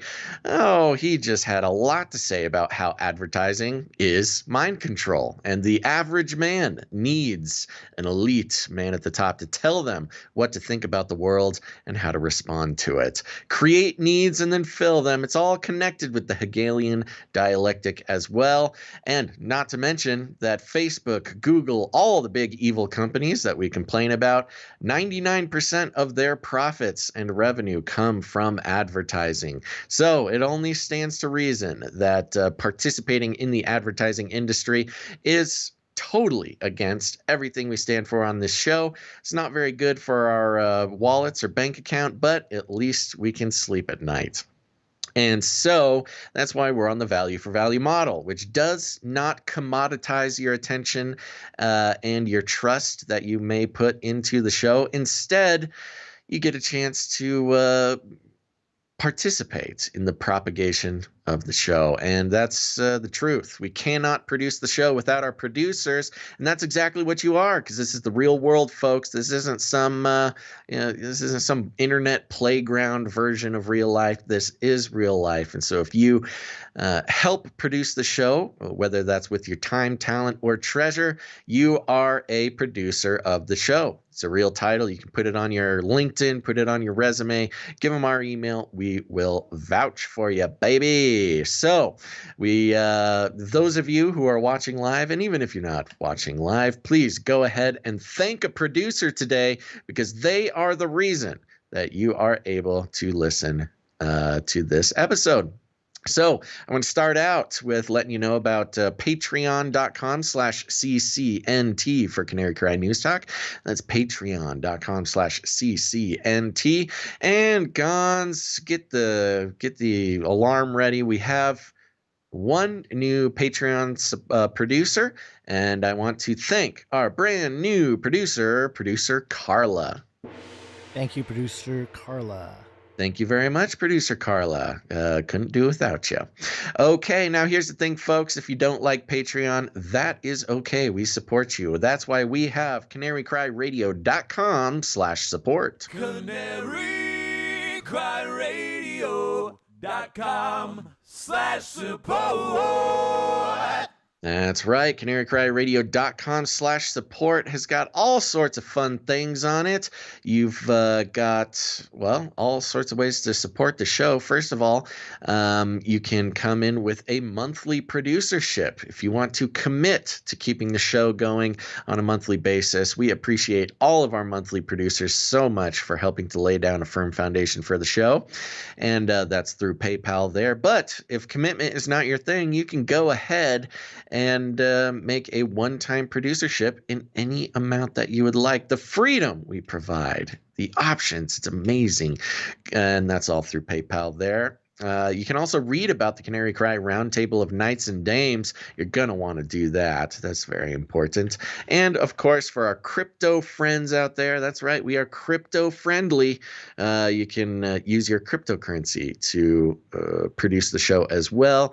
It will be anonymous unless you send us an email, and that way we can give you credit for it. Thank you so much. Gons, who do we have coming in on the PayPal? PayPal, which, before we do, did you see crypto crashed? Bitcoin crashed to $56,000. Crashed 9%. Yeah, hey, it's okay. For those who are not used to crypto, if you're used to crypto, a 9% pullback is that's nothing. You see that on a daily basis. Yeah. All right, so PayPal, we have some of our producers we need to thank. First up, Stephen C. Or maybe Stefan. I think it's Stephen. Thank you very much. What do you think? Stephen or Stefan C. Steven! Yeah, I say Stephen. Yeah. This looks like some sort of special number, although I don't know what it is. $5.11. Oh, new recurring. Thank you very much, monthly producer Stephen. Stefan. Stephen? Yep, Stefan. Maybe it's Ephesians 5:11. That's one of our tiers on Canary Cry Radio Patreon. Which I know Patreon is another, again, I mentioned it in the last episode, but a couple of our peer truther types out there got banned from Patreon, which It is not surprising since we almost did as well. So Yeah, we had to fight that good fight. it is a thing. All right. Next up, producer Spears Desert. Thank you very much, producer Spears Desert. And next up, producer Ismail S.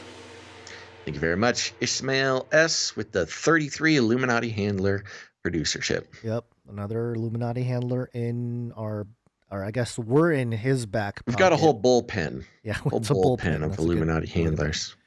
Next up, producer Yvonne. Thank you very much, Yvonne. And I believe you she's think it's in the Yvonne or Yvonne? I don't know. I've correct us. It's been Yvonne. At least people that I've known with that spelling is Yvonne. Okay. Joni of Arc, aka JOA. I think that's who I saw in the chat. Oh yeah, that's her in the chat. Okay, great. Thanks for your service, men. Keep up the good fight for the just. Well, thank you so much. Thank you very much, Joni of Arc. I see her in the chat there. Coffee in Danish. Oh, it just went by here. Hold on. Coffee in Danish, 28 and 88. When the mood strikes me, or you look sluggish. JOA to you guys. Thank you very much. All right. Thank you very much. Next up, we have Malik. I almost said Malik. That's your fault. Know. I was wondering. I saw that before the show. I'm like, I'm going to let him read this. We'll see what he says. And he said, much love, guys. Keep up the good work. Thank you very much, producer Malik. Thank you very much. Next, we have our executive producer for episode 312, producer Kyle H. Thank you very much, producer Kyle. Coming in strong, producer Kyle. Thank you. Appreciate it. No note. Next up, producer Kimberly W. with a pocket full of sevens. Woo! Thank you very much, producer Kimberly. And she says, radically following Jesus, he's not, or no, I'm sorry, he's alone. Hold on. I think she meant he alone is worth it. Yeah. Shield maiden for Christ, I think in the chat. Yep. There you go. Thank you very much, producer Kim. And lastly here, coming in, sliding in home here, last second, Shield Labs. Thank you very much, producer Shield Labs. No note for that one? Let me double check. No note. No note. No. All right, that does it for our producers coming in with the treasure. You can also give us your time and talent. People like Jade Bouncerson coming in with the timestamps. Really appreciate it. Thank you very much. And just to repeat it here, Jade Bouncerson has been doing our timestamps for a long time. We very much appreciate it.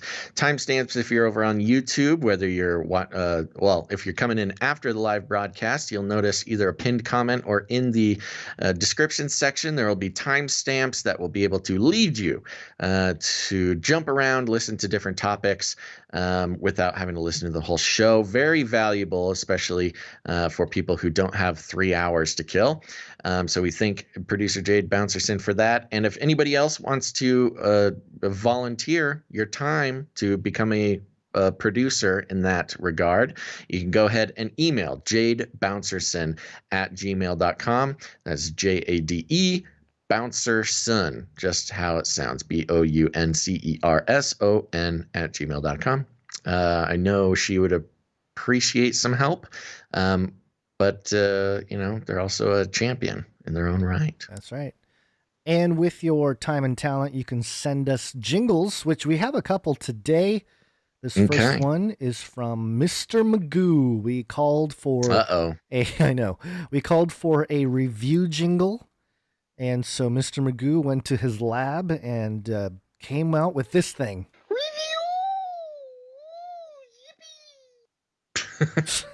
Every time we read a review. Every time. Okay, you certainly got a style, Mr. Magoo. Thank you so much.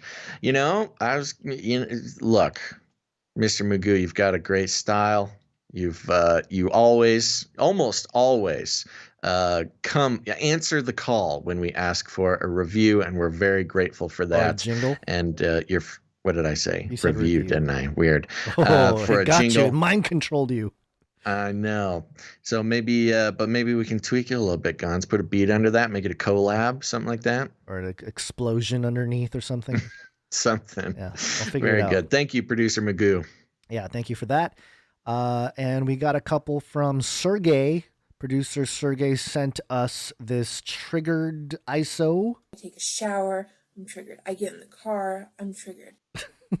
That's a good tough one. life. If you're that triggered all the time, man. Yeah. Well, must you be know, rough. that's it's unfortunately kind of the norm nowadays for a lot of people. Yeah, the normies are just triggered just when they wake up. They're like, Yeah.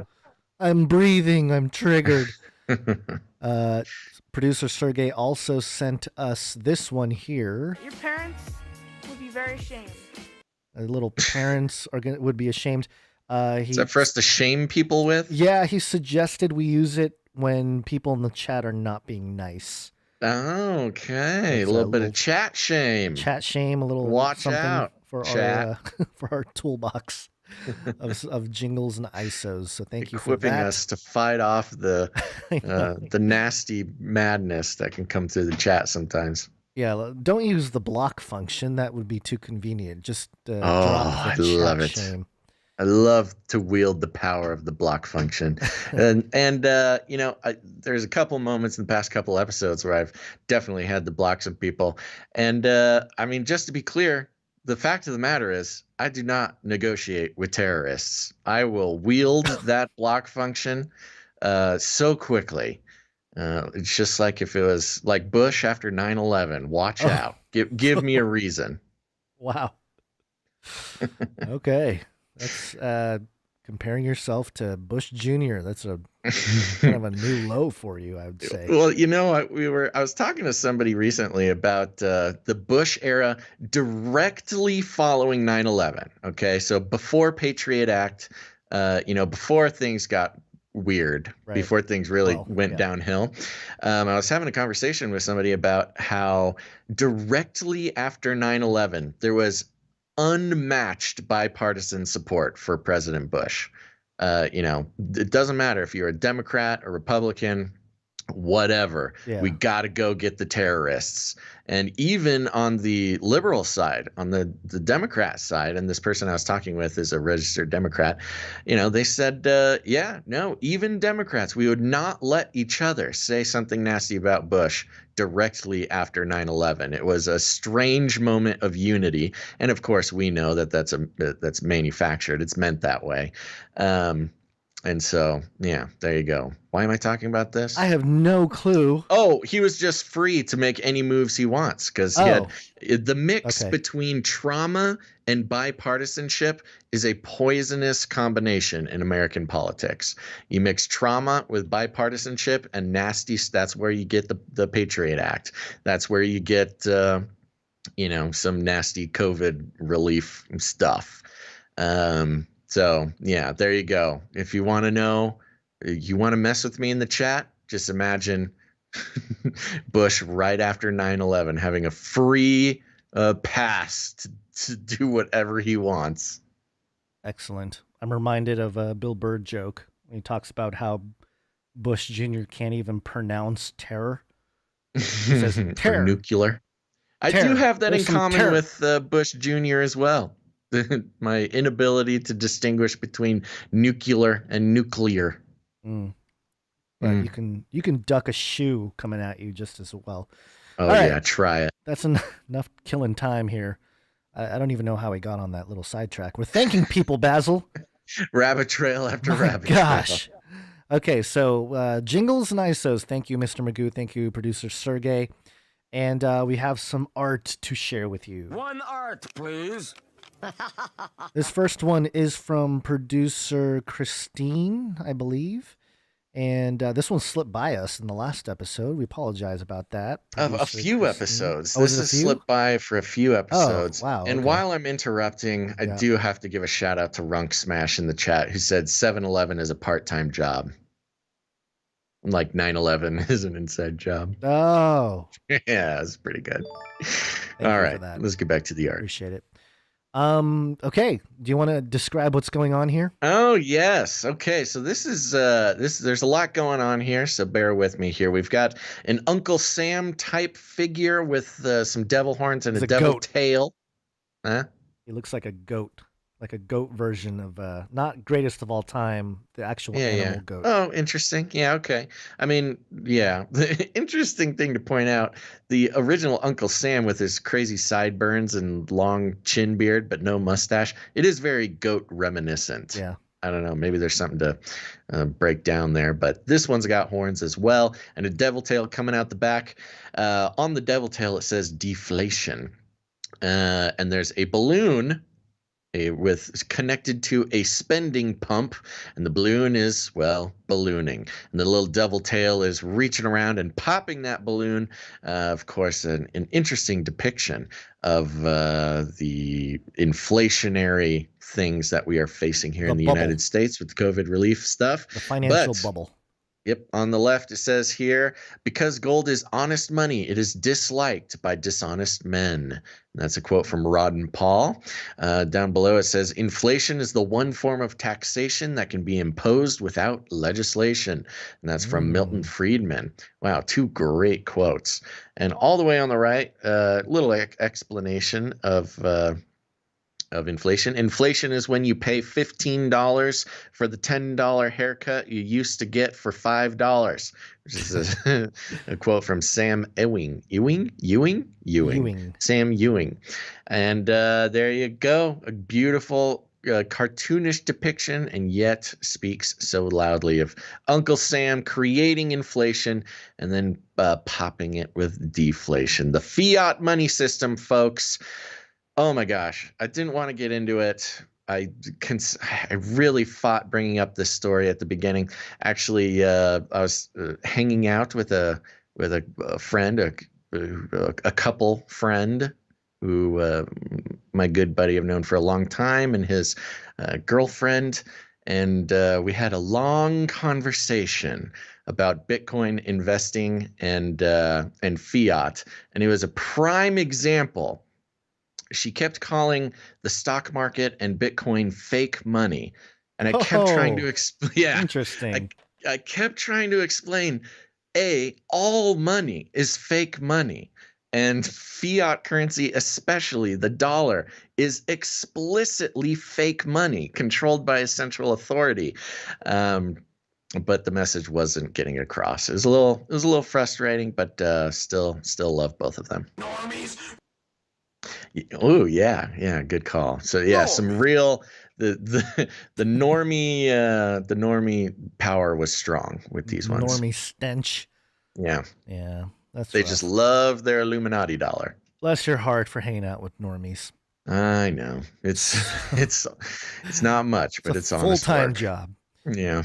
Next up, so thank you for that, Christine. It's a very informative piece, I would say. Maybe show the normie friend this illustration to get an idea. Oh yeah, I'm sure they would love that. Next up, we have a couple pieces from the Hungarian. Okay, we got our Hungarian back in the house. Yeah, he signed off on his message as the Hungry Hungarian. So we'll go with that. This first one is the space reptilian pope on the lake of fire. Ooh, and that's what it is. It's a That's reptilian exactly what pope. it is. A sort of monstrous lizard dragon person in a pope hat, just wandering amongst the flames. Up to his neck in flames. So very good to see space pope reptilian on fire. Next one is, I believe this is an image of the pope. And it says here that I do not believe that the Pope is a reptilian, but I made the drawing anyway. Well, that was from the first one. And then the Canary Cry sketch includes what does it say here? Was this from the last one? Okay, I'm confused now because it says here, I think, however, he's doing a very good job being a false prophet-like person. The Canary Cry sketch includes the face like the sun logo. And I'm trying to see where, maybe, is he talking about this one with the face like the sun logo? When I say this one, sorry, folks, that's people just listening. I'm trying to find the logo. Do you see it? On what? Are you looking at the Pope? I don't know. I don't know which one it's on. It's just one message. It's okay. Let's just go to the current one. Okay, the current one with is the eyes. He's got the two dark eyes. It's another depiction of Pope Francis. Two dark eyes. One of his eyes actually has the depiction What is that? of The Osiris? Not Osiris eye. The Isis Horus, eye. or Horus. Was it Horus? Isis? Yeah. I think it's I Horus. forget which. They're all the same. Yeah, the occult eye from Egypt. Yes. Yeah, the Egyptian eye with the little droopy thing below it. And the little thought bubble that says, "Do you like shadow people?" Very, very well done. Is that very something good. he said? It's kind of strange. It seems like something that he would say. He would say that, but Yeah. I don't know. The Pope is in the chat. Why for you always make fun of me? Thank you very much to the Hungry Hungarian again in the classic blue pen sketch style. Love it. I like the style. Next, we have one from producer Mike B. I'll let you just describe what is happening. Yeah, this is great. This is again Mike B's how can I describe it? He's getting his Photoshop skills, but it's hilariously abrupt Photoshop style here. And what we have concerning our conversation about Alex Jones, and specifically me likening him to a tiger that they've let out of the cage that is just running wild, uncontrollable, it's a tiger getting let out of a cage with just a beautifully photoshopped Alex Jones head.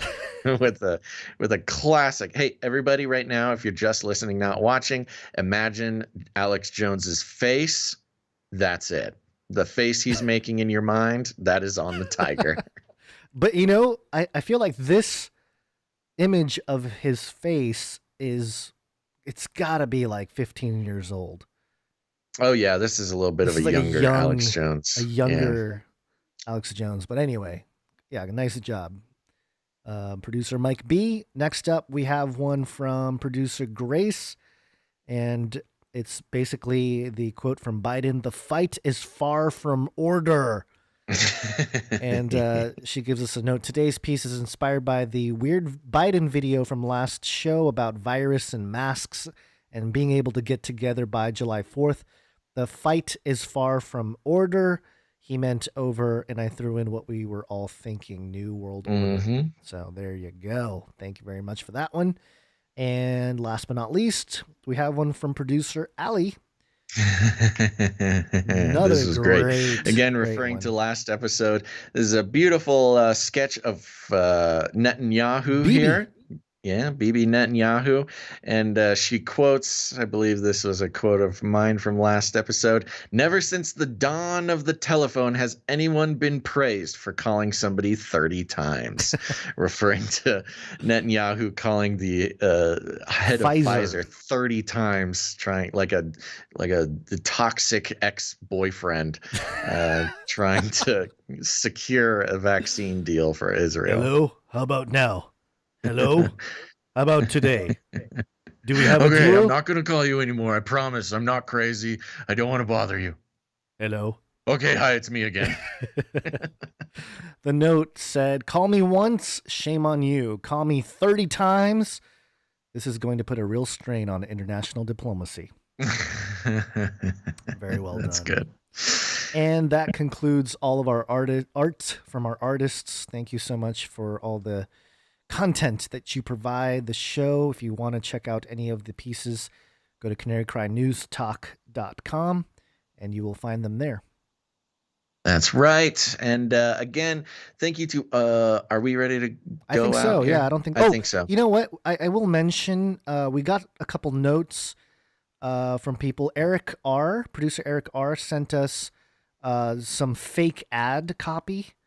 That was pretty good. It's a little long, and we'll maybe include it as we do some breaks in the future. Fake ads. Okay, yeah. There's something mentioned an episode or two ago about it'd be fun to do fake ads, just to poke at the advertising model. And then producer JL, she sent us a couple Biden TikTok clips. Oh gosh, it was good. But I think we've played at least one of them. Yeah. And then there was one more producer I wanted to thank. I don't want to forget people here. Oh, Subtle Kane also sent us just a note, and he sent a link to the FDA's Vaccine and Related Biological Products Advisory Committee presentation. It's like a PowerPoint type of thing. Okay. With a screenshot of all the things that they're planning in terms of the potential downfall of. Is it a fake one or is it it's real? a leak? It's straight from the something? FDA. I don't think it's a leak. It's straight off the website, FDA.gov. Oh, interesting. Okay. And let me see if it might be worth sharing. Well, yeah, let's go through it for next episode. Okay, we'll save it for next episode. And also thank you to Fat Andy for sending us a potential Flippy. I don't know that Basil I think felt a little uncomfortable about that one, so we did not go with it this episode, but perhaps in a future episode. I have to be selective about the things that I want to talk about on air. Especially we got the top. Kids who listen to the show. Yeah, especially right at the top of the show. Yeah, diving right into a topic like that. Real heavy. Okay, so that's it. All right. Anything else? Sounds good. No, I want to thank all of our producers for this episode 312, and of course the artists. I'll thank you again at the end of the show. And if you haven't done it yet, I do want to mention, if you're watching over on YouTube Live or wherever you are, if you have the ability, please go ahead and hit the like button and subscribe and all that fun stuff. Yes, it's wake up time. Hey, yo, wake up. Oh, you didn't want to hit the fake. Other. There is no other. Like mother. What did you say? I was going to do the like, subscribe. Oh. Like, subscribe, bell button, all. Like, subscribe, bell button, all. Yeah, our thing is janky right now. Yeah, that's okay. Thank you very much. And everybody, yes, please like and subscribe and all that kind of stuff. And make sure to follow us on other platforms as well. We got to get those algorithms moving, folks. Okay, what's the deal with moms? PennLive.com. Pennsylvania woman created deepfake videos to force rivals off daughter's cheerleading squad. Police. What? Oh yeah, this is what? You thought it would be years before the crazy parent on your sports team would leverage deepfakes to get their own child ahead in the game, but not so specific. Yeah. Police arrested a 50-year-old Bucks County woman March 10th for sending her teen daughter's cheerleading coaches fake photos and videos depicting her rivals naked, drinking, or smoking to try to get them kicked off the squad, according to media reports. Rafaela Spone of Chalfont, I think that's right, Chalfont, was charged with 2 misdemeanors. Hilltown Township police officers said Spone is facing 3 counts of cyber harassment of a child and 3 counts of harassment. An investigation last year led officers to discover that Spone had sent harassing text messages directly to the teenagers as well, police said. Ooh, this woman. As the investigation continued, more teenagers came forward who were all part of a traveling cheerleading group, Victory Vipers. Cool name. Yeah, based in the Doylestown area.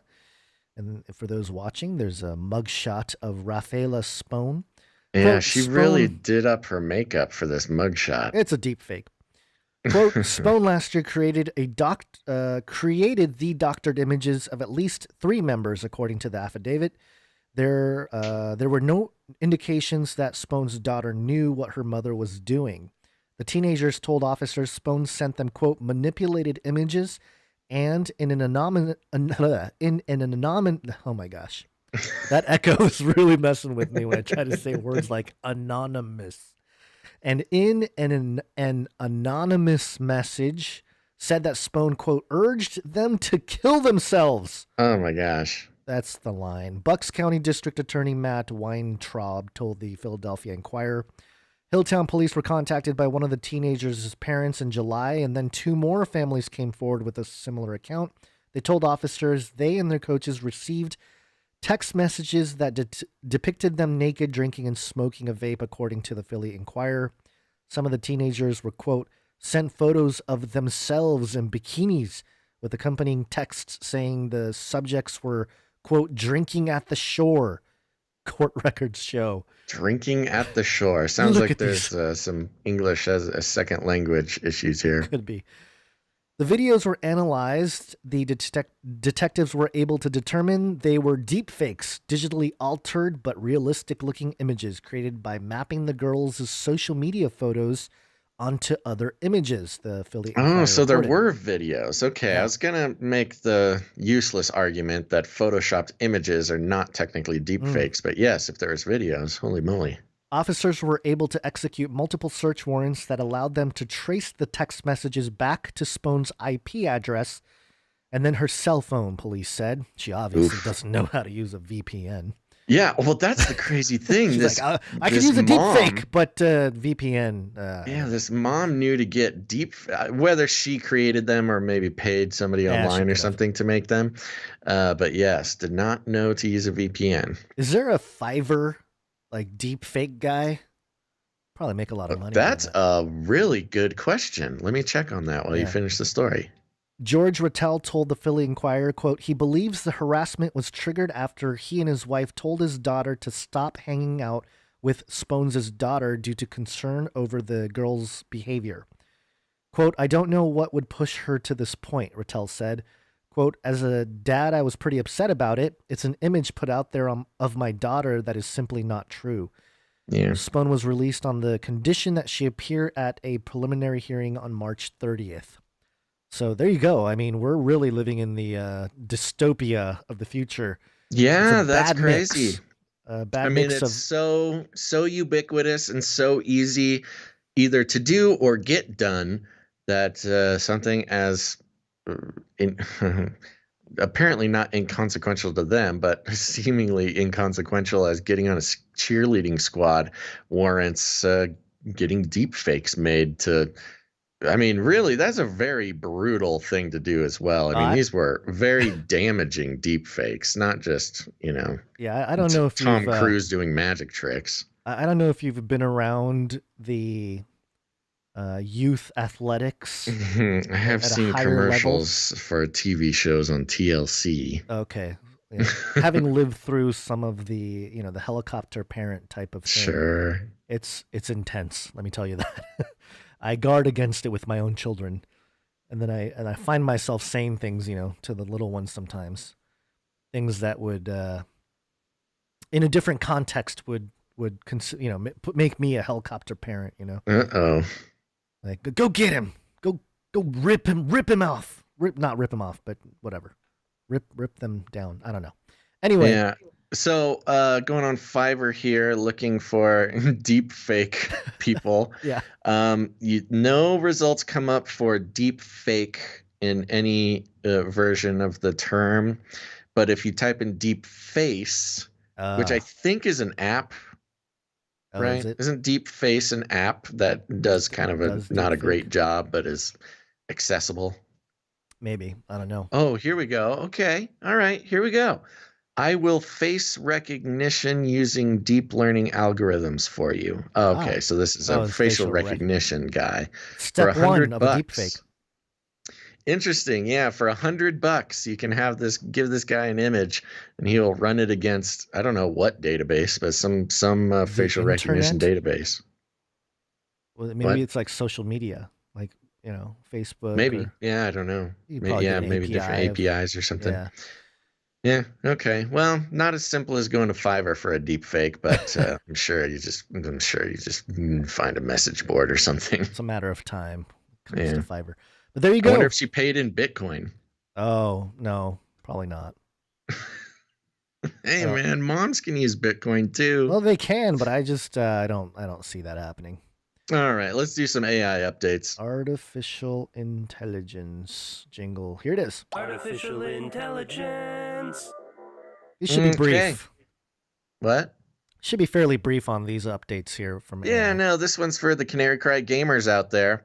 This is coming from rit.edu. RIT researchers helping to develop artificial intelligence systems capable of playing StarCraft II.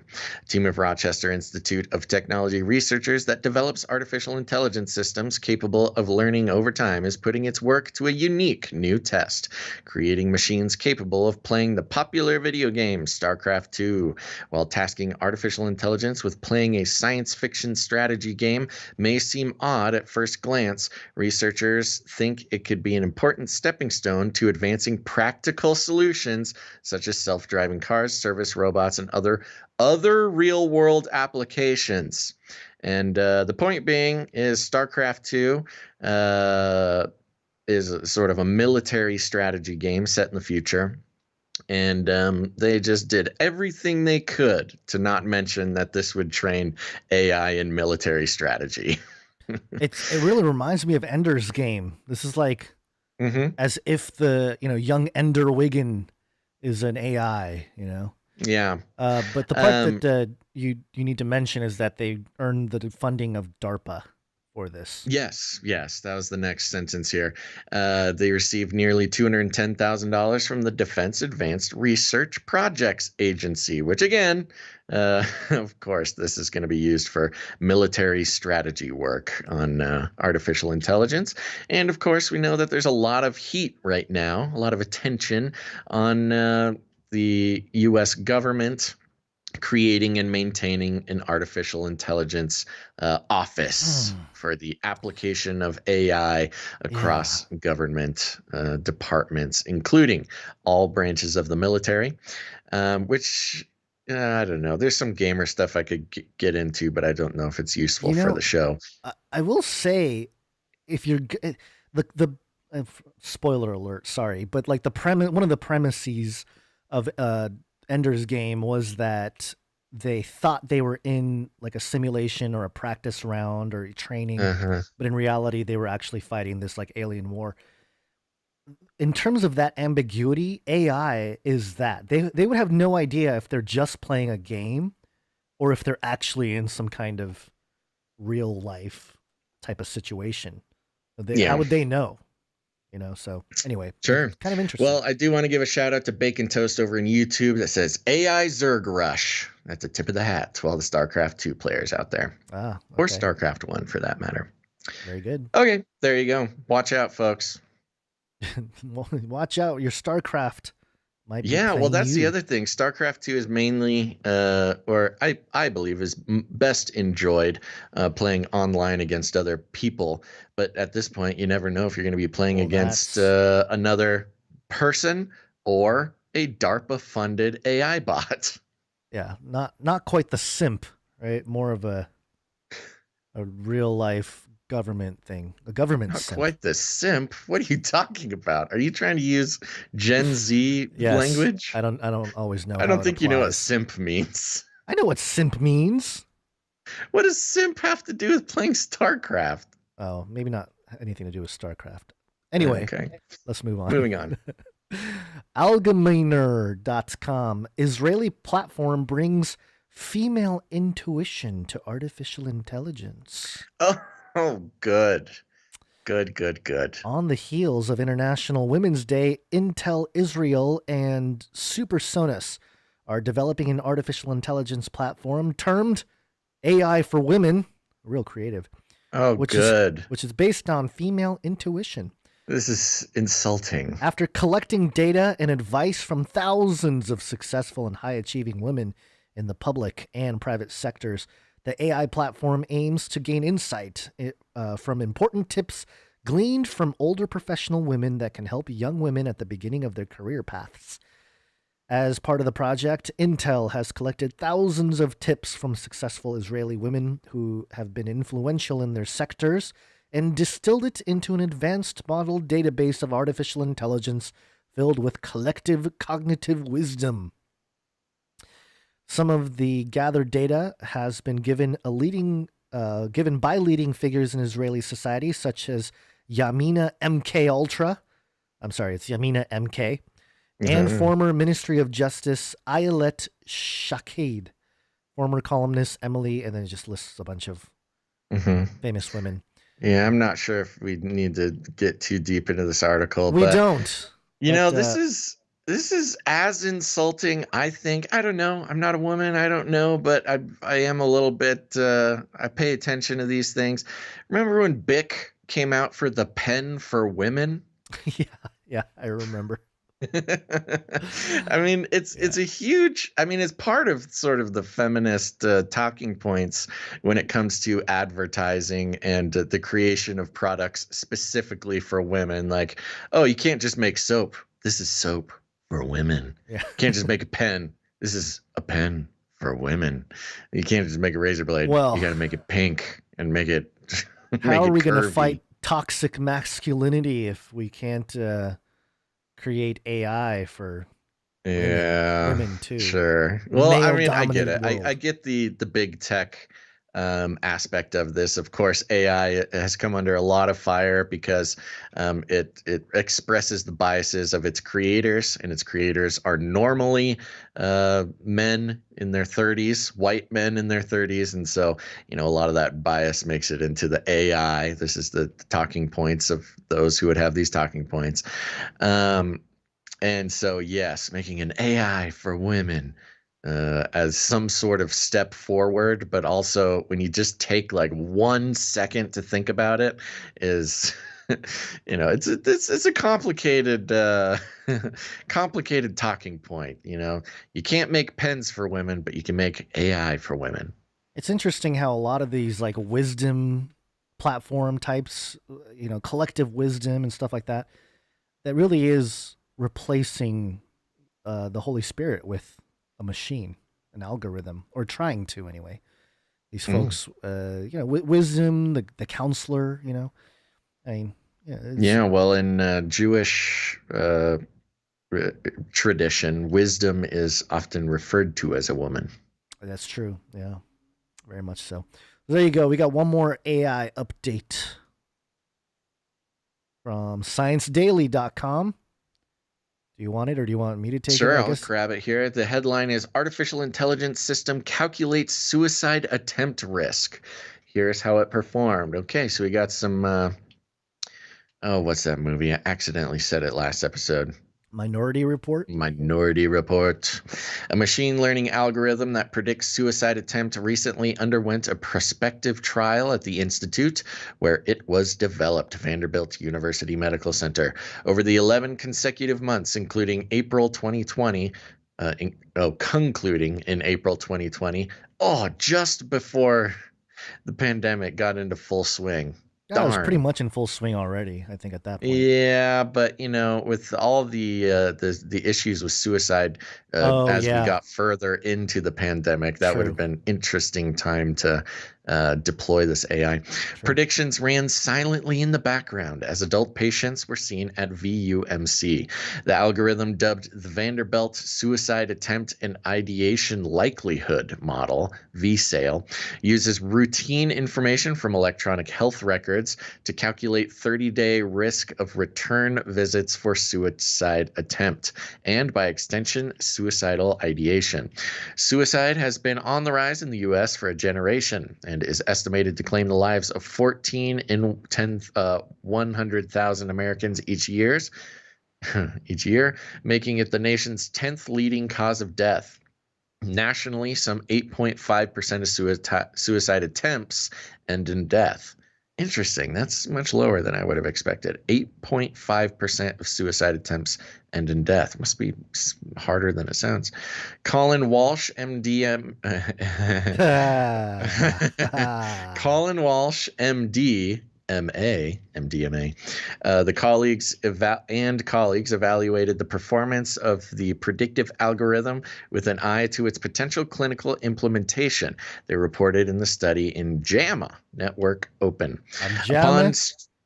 What? Sorry, go ahead. Mama Jamma. Upon stratifying adult patients into 8 groups according to their risk scores per the algorithm, the top stratum alone accounted for more than 1/3 of all suicide attempts documented in the study.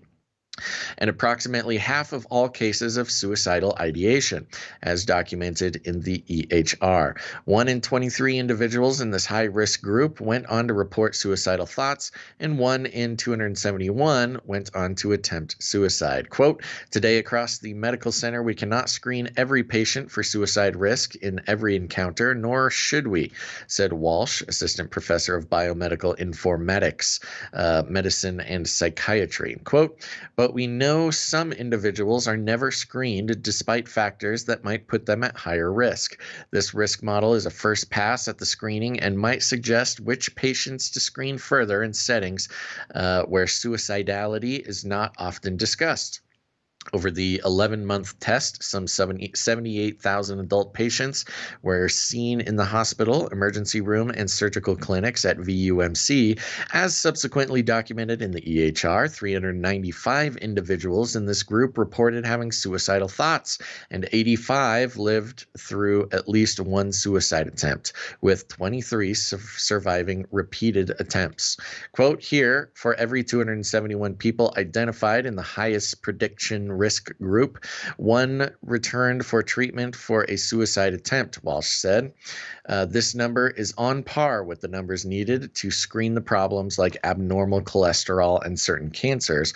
We might feasibly ask hundreds or even thousands of individuals about suicidal thinking, but we cannot ask the millions who visit our medical center every year. Wow, millions. That must be a big medical center. And not all patients need to be asked. Our results suggest artificial intelligence might help as one step in directing limited clinical resources to where they are most needed. Yeah, that's pretty much. I think that's pretty much it. There's no other important points. So very interesting. Adding this AI model to predicting human suicide. What do you think, Gons? I think partially for the medical professionals and stuff, this will help assess the data. But on the other hand, I can see this being used for more of a, kind of a minority report, except for suicide. Like, oh, your mental state is not well. You must come to the facility. You cannot go outside. You're being rescued. Please do not resist. Yeah. Congratulations. You are being rescued. Please do not resist. Yeah, very much so. Well, and as usual with all these sorts of projects, it's always done under the auspices of medical treatment at first. And again, you might say, well, yeah, if they have to do this screening and there's just so many, you might as well get some AI to help in this hospital or in hospitals. But of course, as we've seen over and over again with technology like this, it does not stay in the hospital. It eventually gets deployed into the public. It's just how it is. That's not, conspiratorial thinking. That is just history. These things start in a medical establishment, and then they make it out into the broader society, whether it's deployed over social media.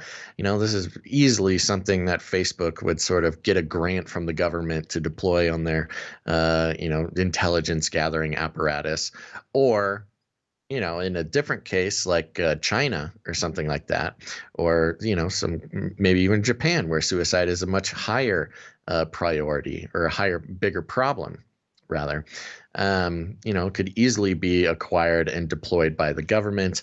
And then it's just another issue of how involved the government should be in the lives of individuals.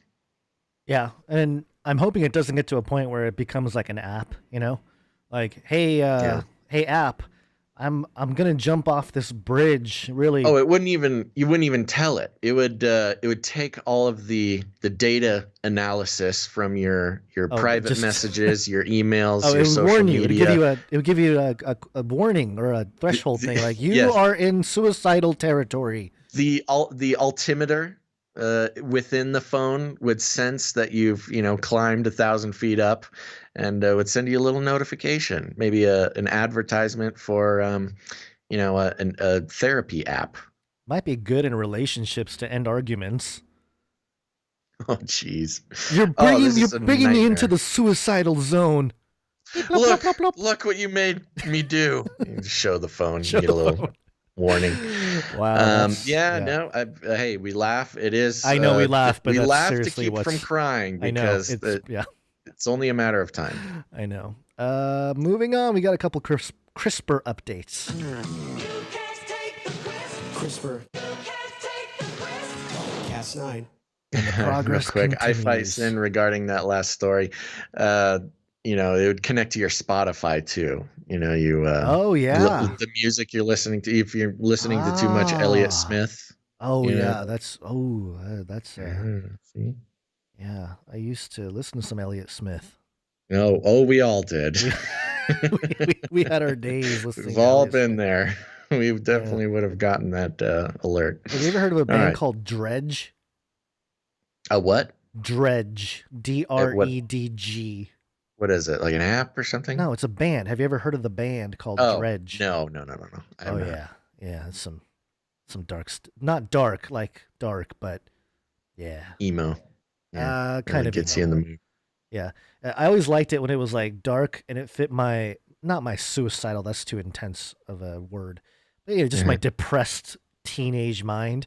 But it was still like creative enough to be like, ooh, cool. All right. Okay. Yeah, revisiting my emotional, painful days. Speaking of pain, painnewsnetwork.org. Did you know that there was a Pain News Network? PNN. No, but there's PNN. Step aside, CNN. We got a new news outlet in the house. Pain News Network. All right. Experimental gene therapy may relieve chronic pain. A new study by researchers at the University of California, San Diego suggests that gene therapy could someday be used to treat a variety of chronic pain conditions without the use of drugs. In experiments on laboratory mice, researchers found that temporarily repressing a gene involved in sensing pain increases pain tolerance, lowers pain sensitivity, and provided months of pain relief without causing numbness. Their findings were published in the journal Science Translational Medicine. Quote, "What we have right now does not work," said first author Anna Moreno, PhD, CEO of Naviga Therapeutics, which is developing gene therapies to treat chronic pain. Quote, "There's a desperate need for a treatment that's effective, long-lasting, and not addictive." Moreno was a grad of UC San Diego. The mutation blocks. That's a big leap to say it's non-addictive. Well, no, seems like not being in pain can be a pretty addictive. I see what you're saying. Sensation. Yeah, I think she's in the context of what we have currently with the opiate. The opiate problem. Oh, we got to pay all those the poppy farms in Afghanistan. We got to why do we have soldiers over there anyways if not to pump the opiates into the people? Moreno was a grad. Oh, hold on. There's a, let's see. Yep. The mutation blocks a protein called NAV 1.7 or NAV 1.7 that's involved in transmitting pain signals in the spinal cord. That's when she came up with the idea of suppressing the gene using the CRISPR gene editing tool. Moreno was working with a version of CRISPR that uses what's called dead Cas9, which lacks the ability to permanently cut DNA. Instead, it sticks to a gene and temporarily blocks its expression. I would say, in the context of changing your DNA, at least this isn't, permanently cutting it. They're attempting to, cut that problem. Quote, I guess maybe to have the ability to undo it later, maybe. Yeah. Quote, "By targeting this gene, we can alter the pain phenotype," Moreno explained. "It's not cutting out any genes, so there are no permanent changes to the genome. You wouldn't want to permanently lose the ability to feel pain. One of the biggest concerns with CRISPR gene editing is off-target effects. Once you cut DNA, that's it. You can't go back. With dead Cas9, we're not doing something irreversible." This reminded me, by the way, did you ever watch the anime Sword Art Online? We've talked about it many times. I did, before. When I was much younger. Remember the Nerve Gear helmet? And the ability within the virtual world to change your pain level. So you can be in the game and it's like a dial. You can Yeah. turn it up or turn it down. Choose how much pain you want to feel in the game. Yeah.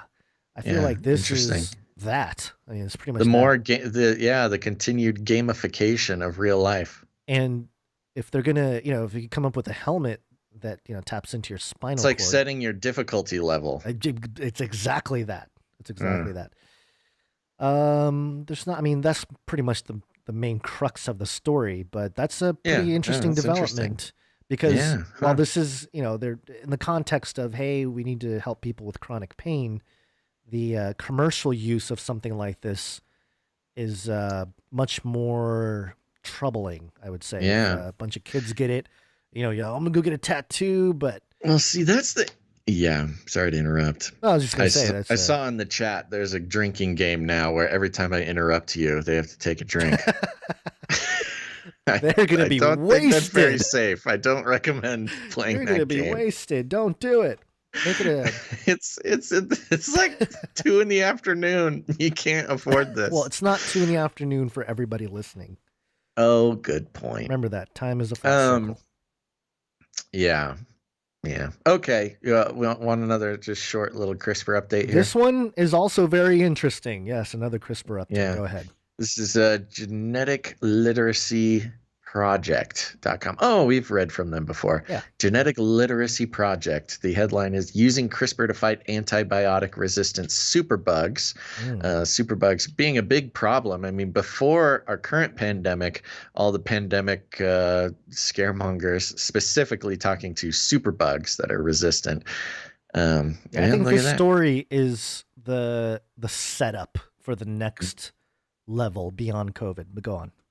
Reads like this: antibiotic resistance and the rise of superbugs could result in 10 million deaths each year by 2050, unless this mounting global health crisis can be halted. Currently, at least 23,000 Americans die, there's that 23 again, each year as a direct result of antibiotic-resistant microbes, while an unknown number die from related complication. The development of new antibiotics has become one of the most pressing goals of our time, yet it's not happening quickly enough. The superbugs are winning. Recent research from the University of Manchester School of Chemistry has introduced the possibility of a new form of antibiotic production, which could help in the war against antibiotic-resistant superbugs. Researchers discover the biosynthetic pathway of an antibiotic called malonomycin, Malonomycin, I think. Using CRISPR-Cas9, the revolutionary and sometimes controversial gene editing tool. Antibiotics have been used to treat certain diseases since the 1940s, when penicillin was developed from a type of fungus called penicillium. Penicillin fights illnesses caused by gram-positive bacteria like Staphylococcus, which causes staph infections, and pneumococcus, which causes pneumonia and middle ear infections. Ever since the first clinical use of penicillin, hundreds of antibiotics have been discovered for synthetically produced, including antiparasitic and antifungal antibiotics. While antibiotics have saved countless people from death and disability, their inappropriate use has led to the widespread problem of antibiotic resistance. This means that relatively simple infections treated easily just decades ago are turning into life-threatening or disabling illnesses. Quote, antibiotic resistance is becoming a significant health issue globally, said Dr. Jack Springer, an assistant professor of emergency medicine at the Zucker School of Medicine it's the Zucker. I don't think this is the Zuckerberg. That's not Zuckerberg Hospital, okay. Or the Zuckerberg wing of whatever. At Hofstra Northwell in New York, Springer told Genetic Literacy Project. Oh gosh, you can tell we're getting to the end of the show here. We are looking at certain bacteria that infect humans that have become resistant to most or all known currently available antibiotics. Most bacteria that commonly infect humans have developed some bacterial resistance, including the most common cause of pneumonia and urinary tract infection. Numerous other examples include malaria and tuberculosis, as well as gonorrhea. By using a combination of bioinformatics, in vitro experiments, and CRISPR-Cas9 gene editing, researchers at the University of Manchester, in collaboration with the University of Cambridge, were able to identify the previously unknown biosynthetic pathway of the antibiotic melanonomycin. This antibiotic is produced in Streptomyces rhemosus paromycinus and is known to have antiprotozoal and antifungal activity. Whew, wow. Quote, the rapid rise of antibiotic-resistant pathogens is one of the foremost global health concerns of modern times. Now, using a combination of bioinformatics, CRISPR-Cas9 gene editing, and in vitro experiments, we have discovered a highly unusual biosynthetic pathway to the antibiotic melanonomycin. This could pave the way for a new kind of antibiotic production process, said Jason Mickfield, leader of the study and professor of chemical biology at the Manchester Institute of Biotechnology. Man, these health articles are so tedious because you don't have to read any more of it. I think we get the point here. Titles of doctors with full names of research agencies. Okay, so there you go. There's this gene editing thing, which is at least peripherally related to things like mRNA vaccines, but not exactly. This is specifically gene editing with CRISPR-Cas9, is making its way into full use in many different medical practices.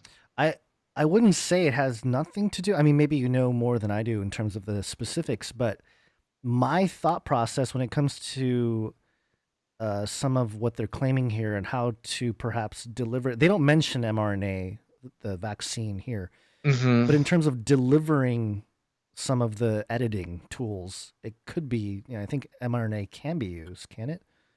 No, they're totally different processes, but they're both dealing with genetic changes in a way. Right.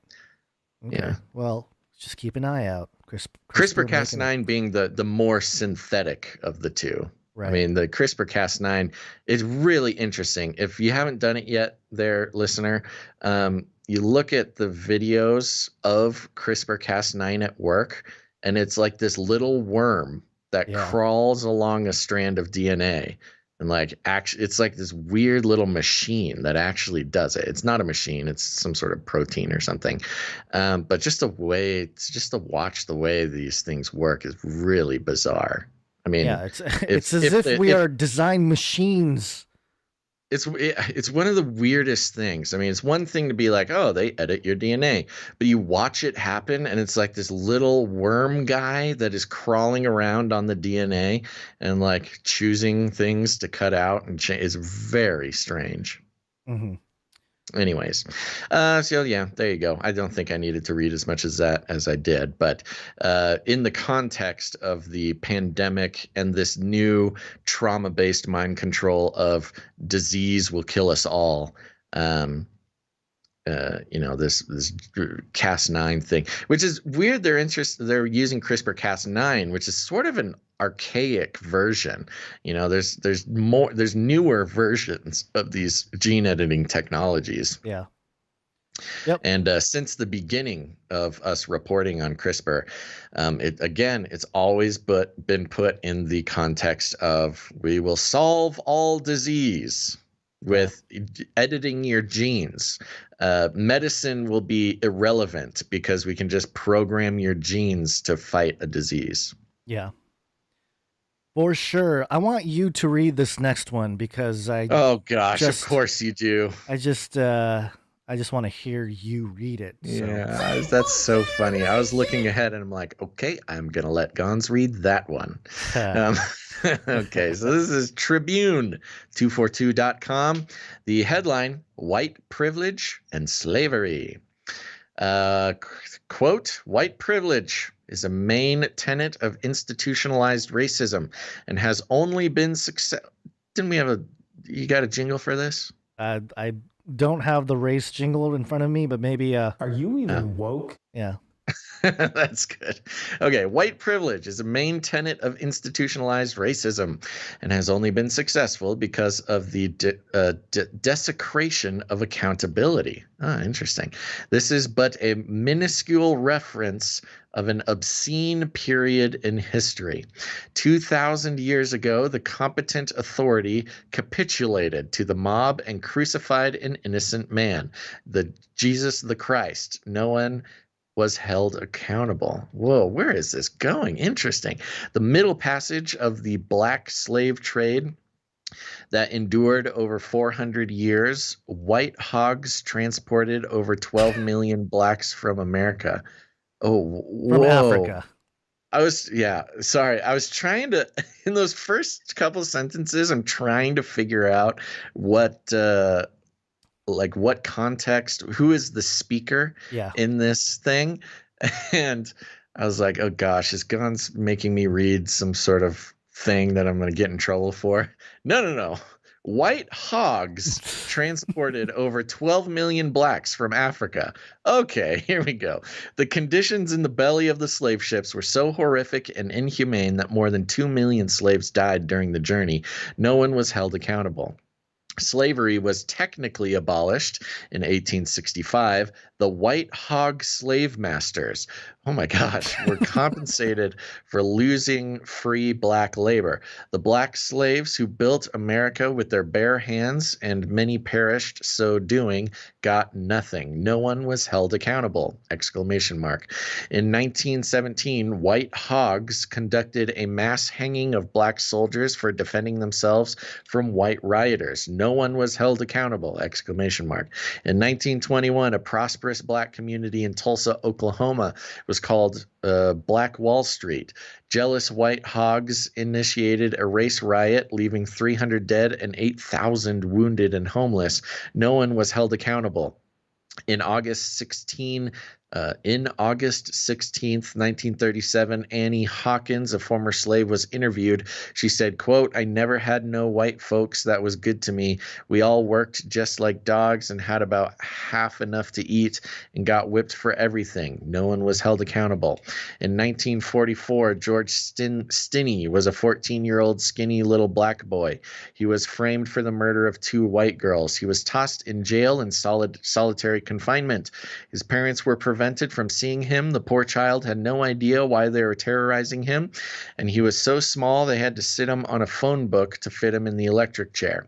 Those depraved white hogs electrocuted this innocent child whose only crime was being black. No one was held accountable. If you want to skip a couple of the paragraphs, you can. Yeah, there are many of them.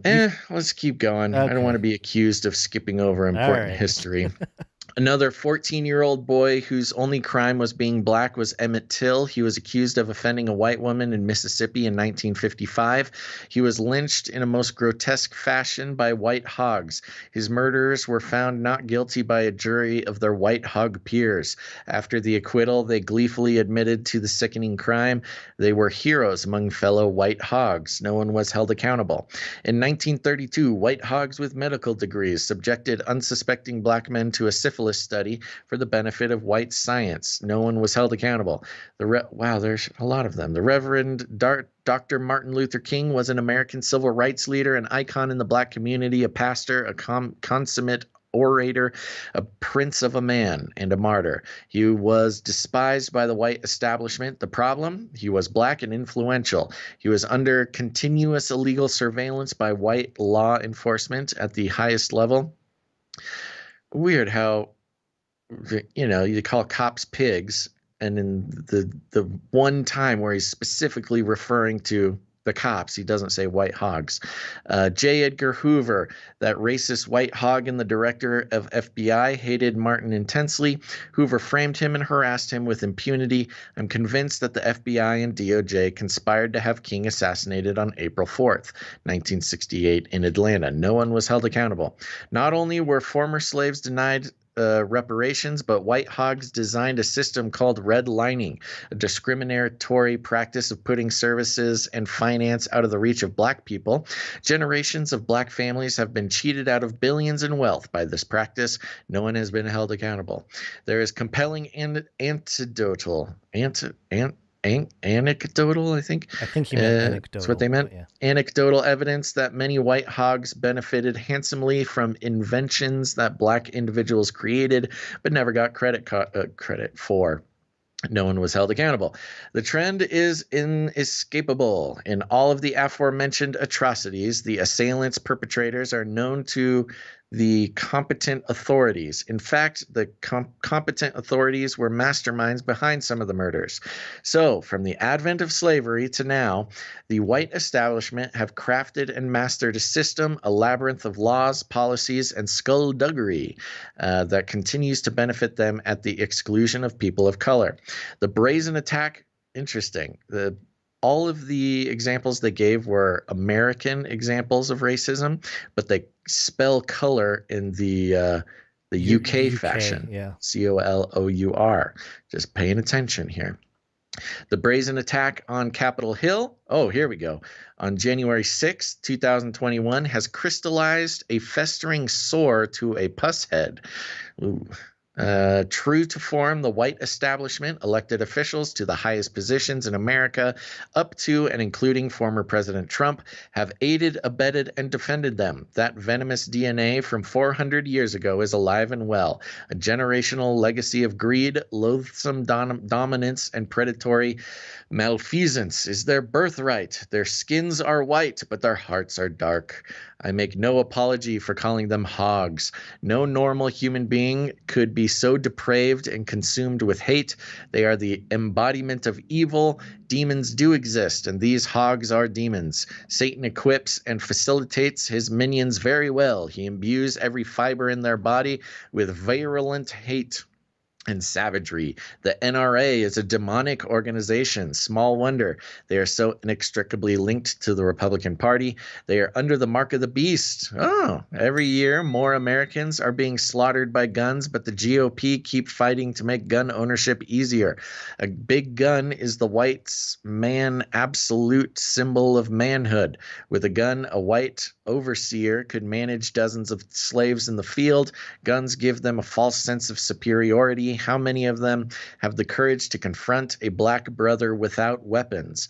Guns are essential for the preservation of white supremacy and the police to shoot and kill black people. A more insidious plan for guns is to flood black ghettos with high-grade weapons and sit back and watch as blacks slaughter blacks. It's a spectator sport for them to enjoy, safely tucked away in their white enclaves, protected by white policemen. So long as the bloody carnage is contained to the ghetto, they marvel at how clever they are. What makes this lack of accountability so egregious is the fact that for hundreds of years the white hogs keep immaculate records. Slavery and slave labor was such a valuable commodity that they were insured, so the records are still available for all to see, but there will never be judicious accountability. The Holocaust happened 80 years ago. The Jews are still prosecuting the Nazis and holding them accountable. Well, I guess if the Jews were black, they would be in the same boat as the slaves and their lineage. I by no means consider all white people as bad. In fact, I believe the majority of white people are good and decent. However, too many remain bigoted, racist hogs. America cannot move forward until systematic racism is reduced from politics in Capitol Hill to the police on the beat. Written by Bradley L. Armbrister, Freeport, Bahamas. Okay. Why did you do this to me?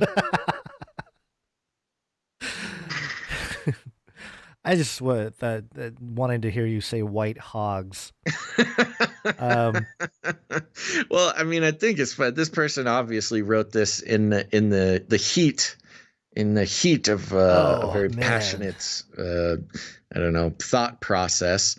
I mean, the entire thing basically says, yes, all white people are white hogs until the very last sentence. End, there's a sentence. Yeah. They're not all white hogs, but some of them are, and that's bad.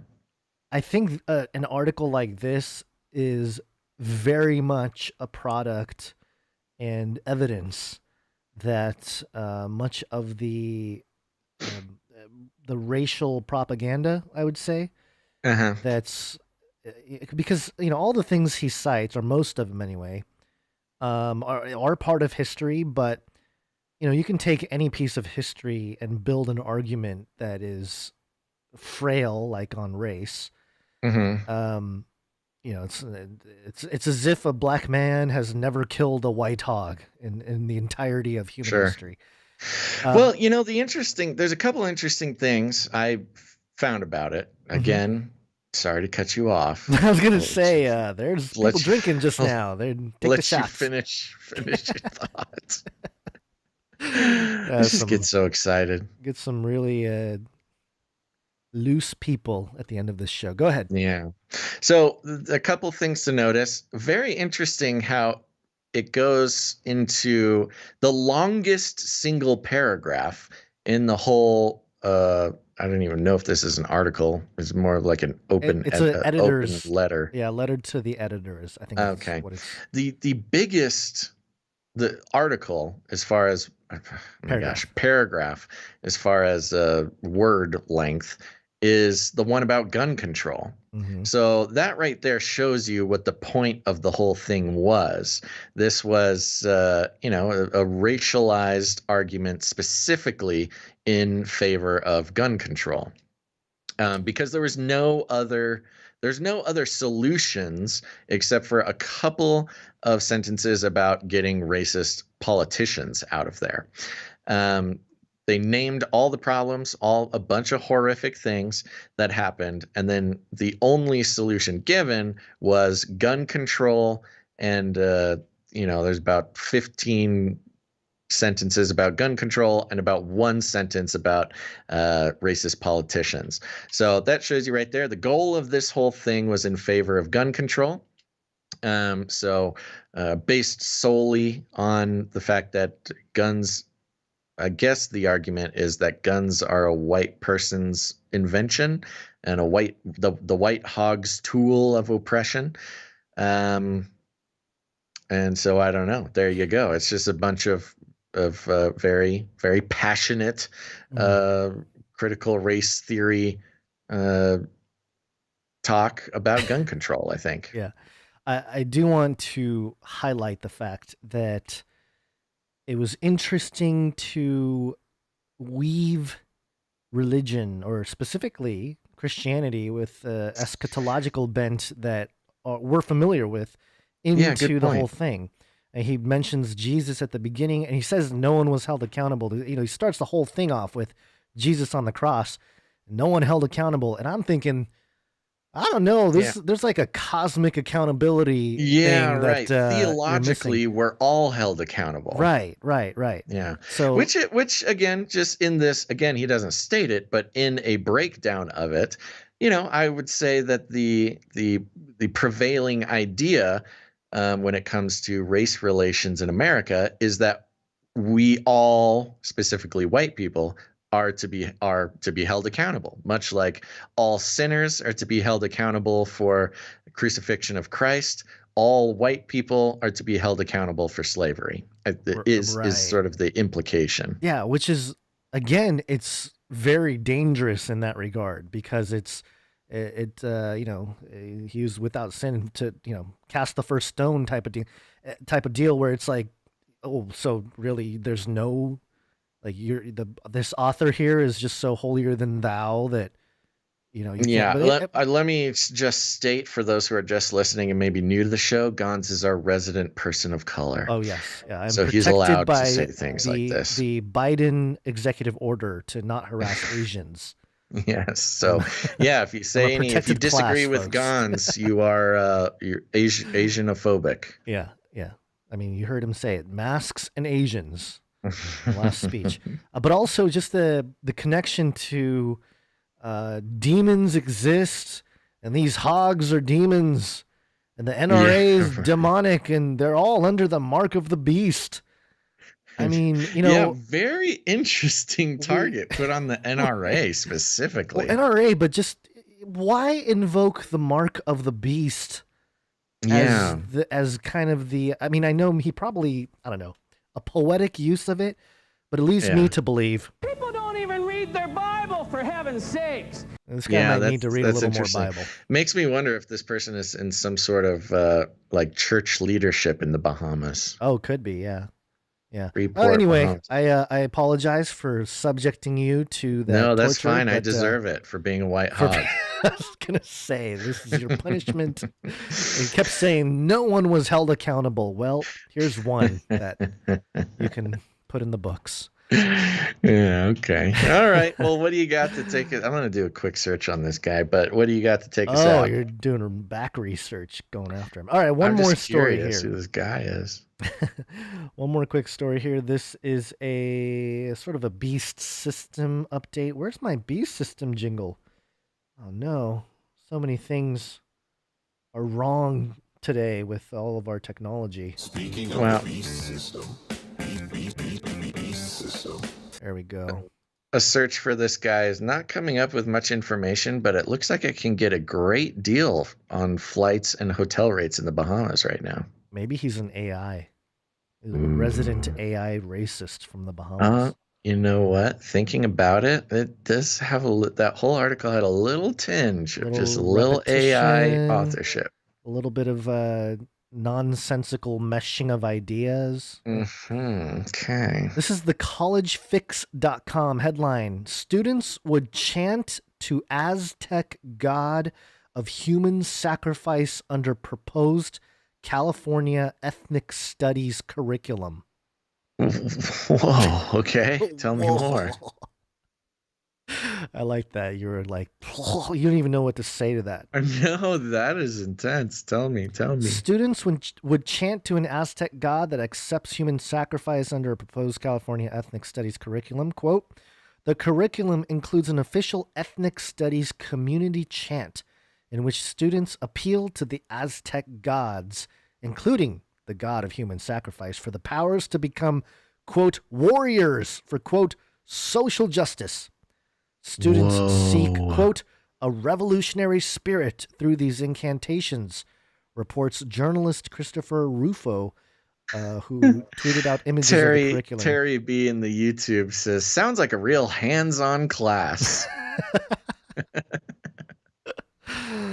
At stake, quote, adoption would clear the way for the state legislature to vote on a bill making ethnic studies a high school graduation requirement for all 1.74 million high schoolers in the state, reports Real Clear Investigations. There are also videos of another proposed chant that shows high school students in Los Angeles cheering in various Spanish, Swahili, and Native American phrases in advance of discussions on topics such as oppression, power, solidarity, and systemic racism, Real Clear reports. There's a picture here of some... I just feel bad. It's like the brainwashing of our youth. Is it chanting kids? Yeah, chanting kids. The video that's linked. Oh yeah, that is spooky. They have like a hand up. One hand up is strange. It's bizarrely reminiscent of like Hitler Youth. Yeah. Whoa. The video is linked within the proposed curriculum before the California Department of Education. In it, the students clap and stomp their feet as they chant about tackling various struggles together, according to a translation by Real Clear. And they have below is a translation of the chant at the Social Justice Humanitas Academy in Los Angeles, referred to in this article about unity chants proposed in an ethnic studies model curriculum that the California State Board of Education is set to adopt this month. And it's got it in the original language there. And then keep in mind, those who cannot see the visuals, it's pretty much all white kids. Yeah. Well, yeah, it is. I mean, definitely majority. Translation, yes, it can be done. All come together. Unity. Yes, it can be made to happen. One struggle down, many more to go. Holla back. An expression of support in African American vernacular English, similar to We stand behind you. Okay. Is that what it meant? I'm not quite Hello, sure young that's what it African American. means, but okay. All right. Holla back. I will holla back at you. Jeez. This is interesting connection to, for instance, like Black Lives Matter leaders who admit to, calling on their ancestors to give them spiritual power. Yeah. And things like that in the fight.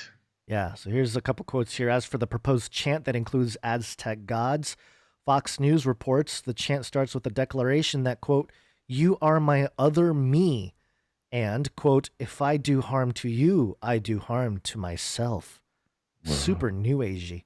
Deep, bro. Before chanting the name of the Aztec god Tezcatlipoca, the text reads, quote, "Seeking the roots of the truth, elders and us youth, critical thinking through." I don't think there's a lot of critical thinking going on, but okay. In Aztec mythology, Tezcatlipoca is the brother of Quetzalcoatl, Huitzilopochtli, and Zipetotec, all of whom appear to be invoked in the proposed chant. A portion reads, quote, "Pulsating creation, Huitzilopochtli cause like sunlight, the light inside of us. It in will to actions what brings.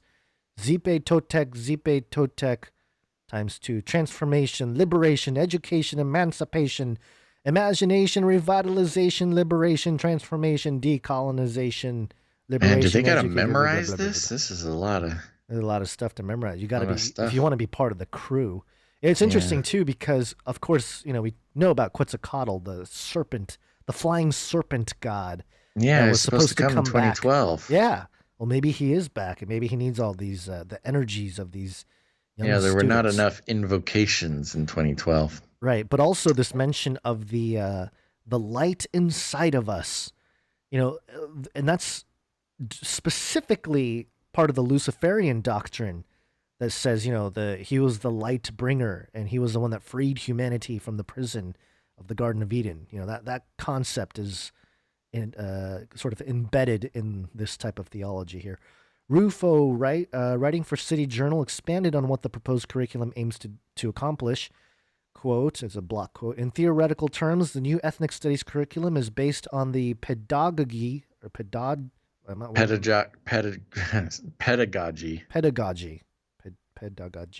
of the oppressed, developed by Marxist theoretician Paulo Freire." Yeah, good Marxist stuff. Theoretician. Okay, good. Who argued that students must be educated about their oppression in order to attain critical consciousness. Is that the same as Christ consciousness? And consequently develop the capacity to overthrow their oppressors.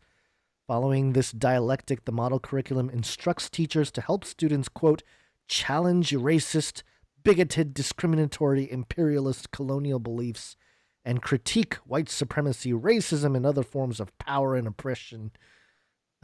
This approach in turn enables teachers to inspire their pupils to participate in, quote, "social movements that struggle for social justice," and, quote, "build new possibilities for a post-racist, post-systemic racism society." The California Department of Education states on its website that officials will present this final draft and a summary of public comments to the State Board of Education in its March 17 meeting. And California is on fire and burning to a crisp as they propose this to regulators. There you go. Are there fires? Demonic power. No, there's not. I'm adding my own commentary that this will cause more fires. And that's very interesting. I think that speaks for itself there. I don't know if there's any much more to say. And melt those babies into candles. I would argue these educators are melting the children's brains into candles. Yeah, it does seem that way sometimes, doesn't it? Candles that can't be blown out by flippy arms with speakers at the end of it. It's a dark flame, folks. Not even the robots can put out this fire. All right, it's time to go. I'm okay. Okay, folks. Thanks for tuning in to this episode of Canary Cry News Talk. Let's see, just real quick, we'll be circling back around on Wednesday, March 17th. So put it on your calendar. Make sure you turn on notifications. And while you're at it, since we're at the end of the show here, if you haven't done so yet, hit that like button, subscribe, and bell button all. Like, subscribe, bell button all. Like, subscribe, bell button all.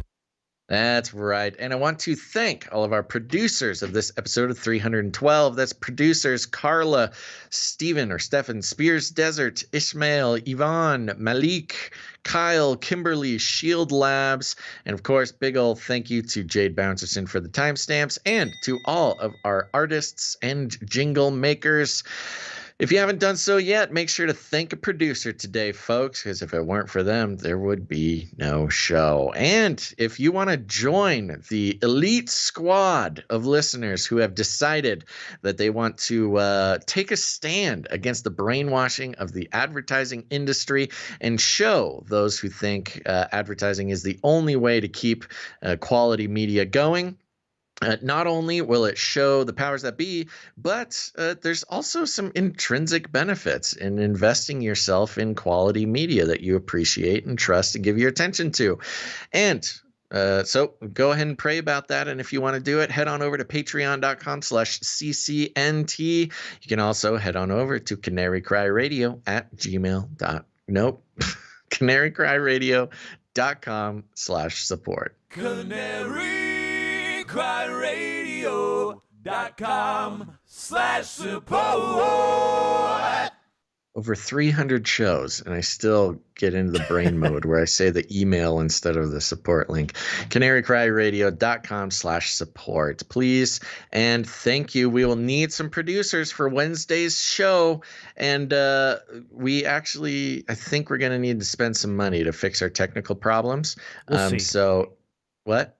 We'll see. I mean, all it would take is a patch from some of these companies, but well, yeah, I doubt that Microsoft is going to come to your rescue, or Mac or Apple for that case. Or Motu. Motu would be the one to do it, but yeah. There is, yes. But if in the absence of one of these companies helping Gons out, we're going to need to get some new hardware. So I just say that to say that if you were looking for a good time and a good reason to become a producer of the show, this would be it. So there you go. But no worries. You can use your time, your talent, or your treasure. So if financially supporting the show is not in the cards for you, you can still create jingles, create music, create art, all sorts of fun stuff. Make it show related for the show, and send it over to canarycryradio@gmail.com. Or if privacy is your thing, you can do canarycryradio@protonmail.com. Thank you very much for those who are planning on doing that. Now, here's another thing. I'll be reading reviews on Friday. Love the reviews. Gons and I read them all, and we love featuring them on the show. So if you have not done it yet, it's very important. It's hard to explain, but the more reviews and ratings that we get, the more the iTunes algorithms show the show to people who have never heard or seen it before. So please head on over to Apple Podcasts, leave a rating and a review, and you might just hear it on Friday. I was going to say, don't listen to the Pope in the chat, folks. What is he saying? He says, become a producer for the Pope. Don't send these two money. Send it to me. No, don't produce the Vatican. Let them deal with their own cash flow problems.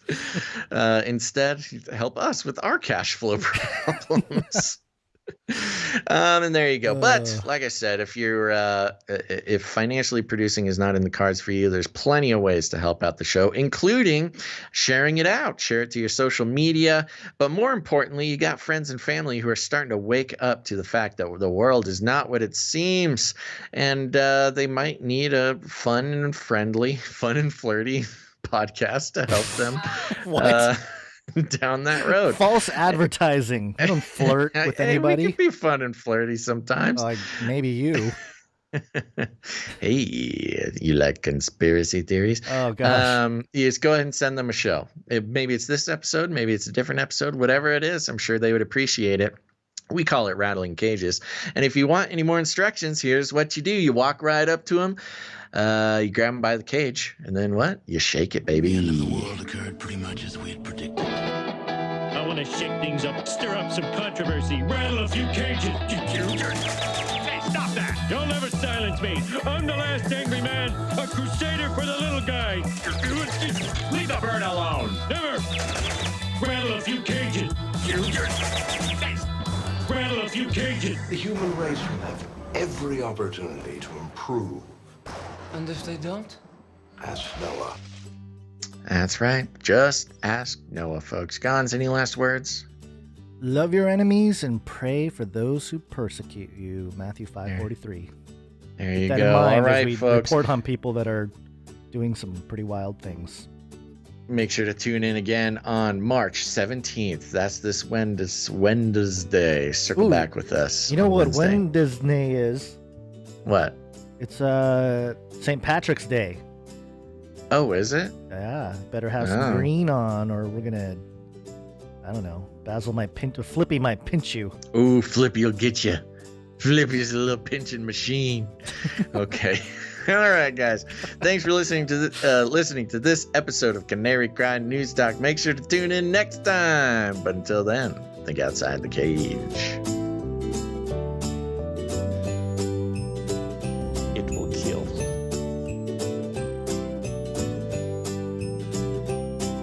Liar! They are scum. Stop this progress before it is too late. It's gotta be biblical. Sinful generation! We should invite fewer people to be born. He's a Satanist. I'll keep you warm and safe in my people's zoo. It's true. Remember, reality is an illusion. The universe is a hologram. Bye, gold. Bye! I want to shake things up, shake things up. I want to shake things up, shake things up. Leave the bird alone. I want to stir up some controversy. I want to rattle a few cages. I want to rattle a few cages. I'm the last angry man. You'll never silence me. I'm the last angry man. I'm the last angry man. You'll never silence me. I'm the last angry man. A crusader for the little guy. Little guy. Little guy. Well, we'll see about that. Whatever, Illuminati. Don't even get me started on bidets, man. Bidets, man. Bidets, man. I'm telling you, you were living the life, man. Bidets, man.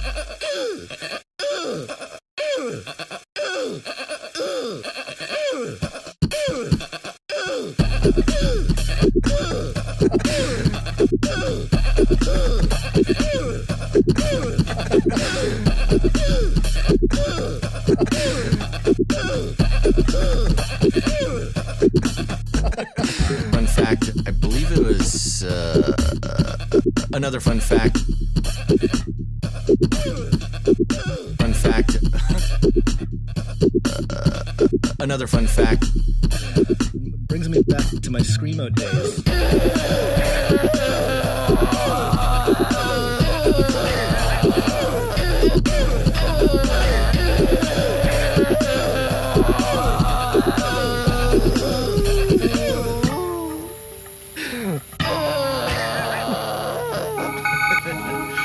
In the future, humans will be confined in a people's zoo. People, I'll keep you safe and warm in my people's zoo.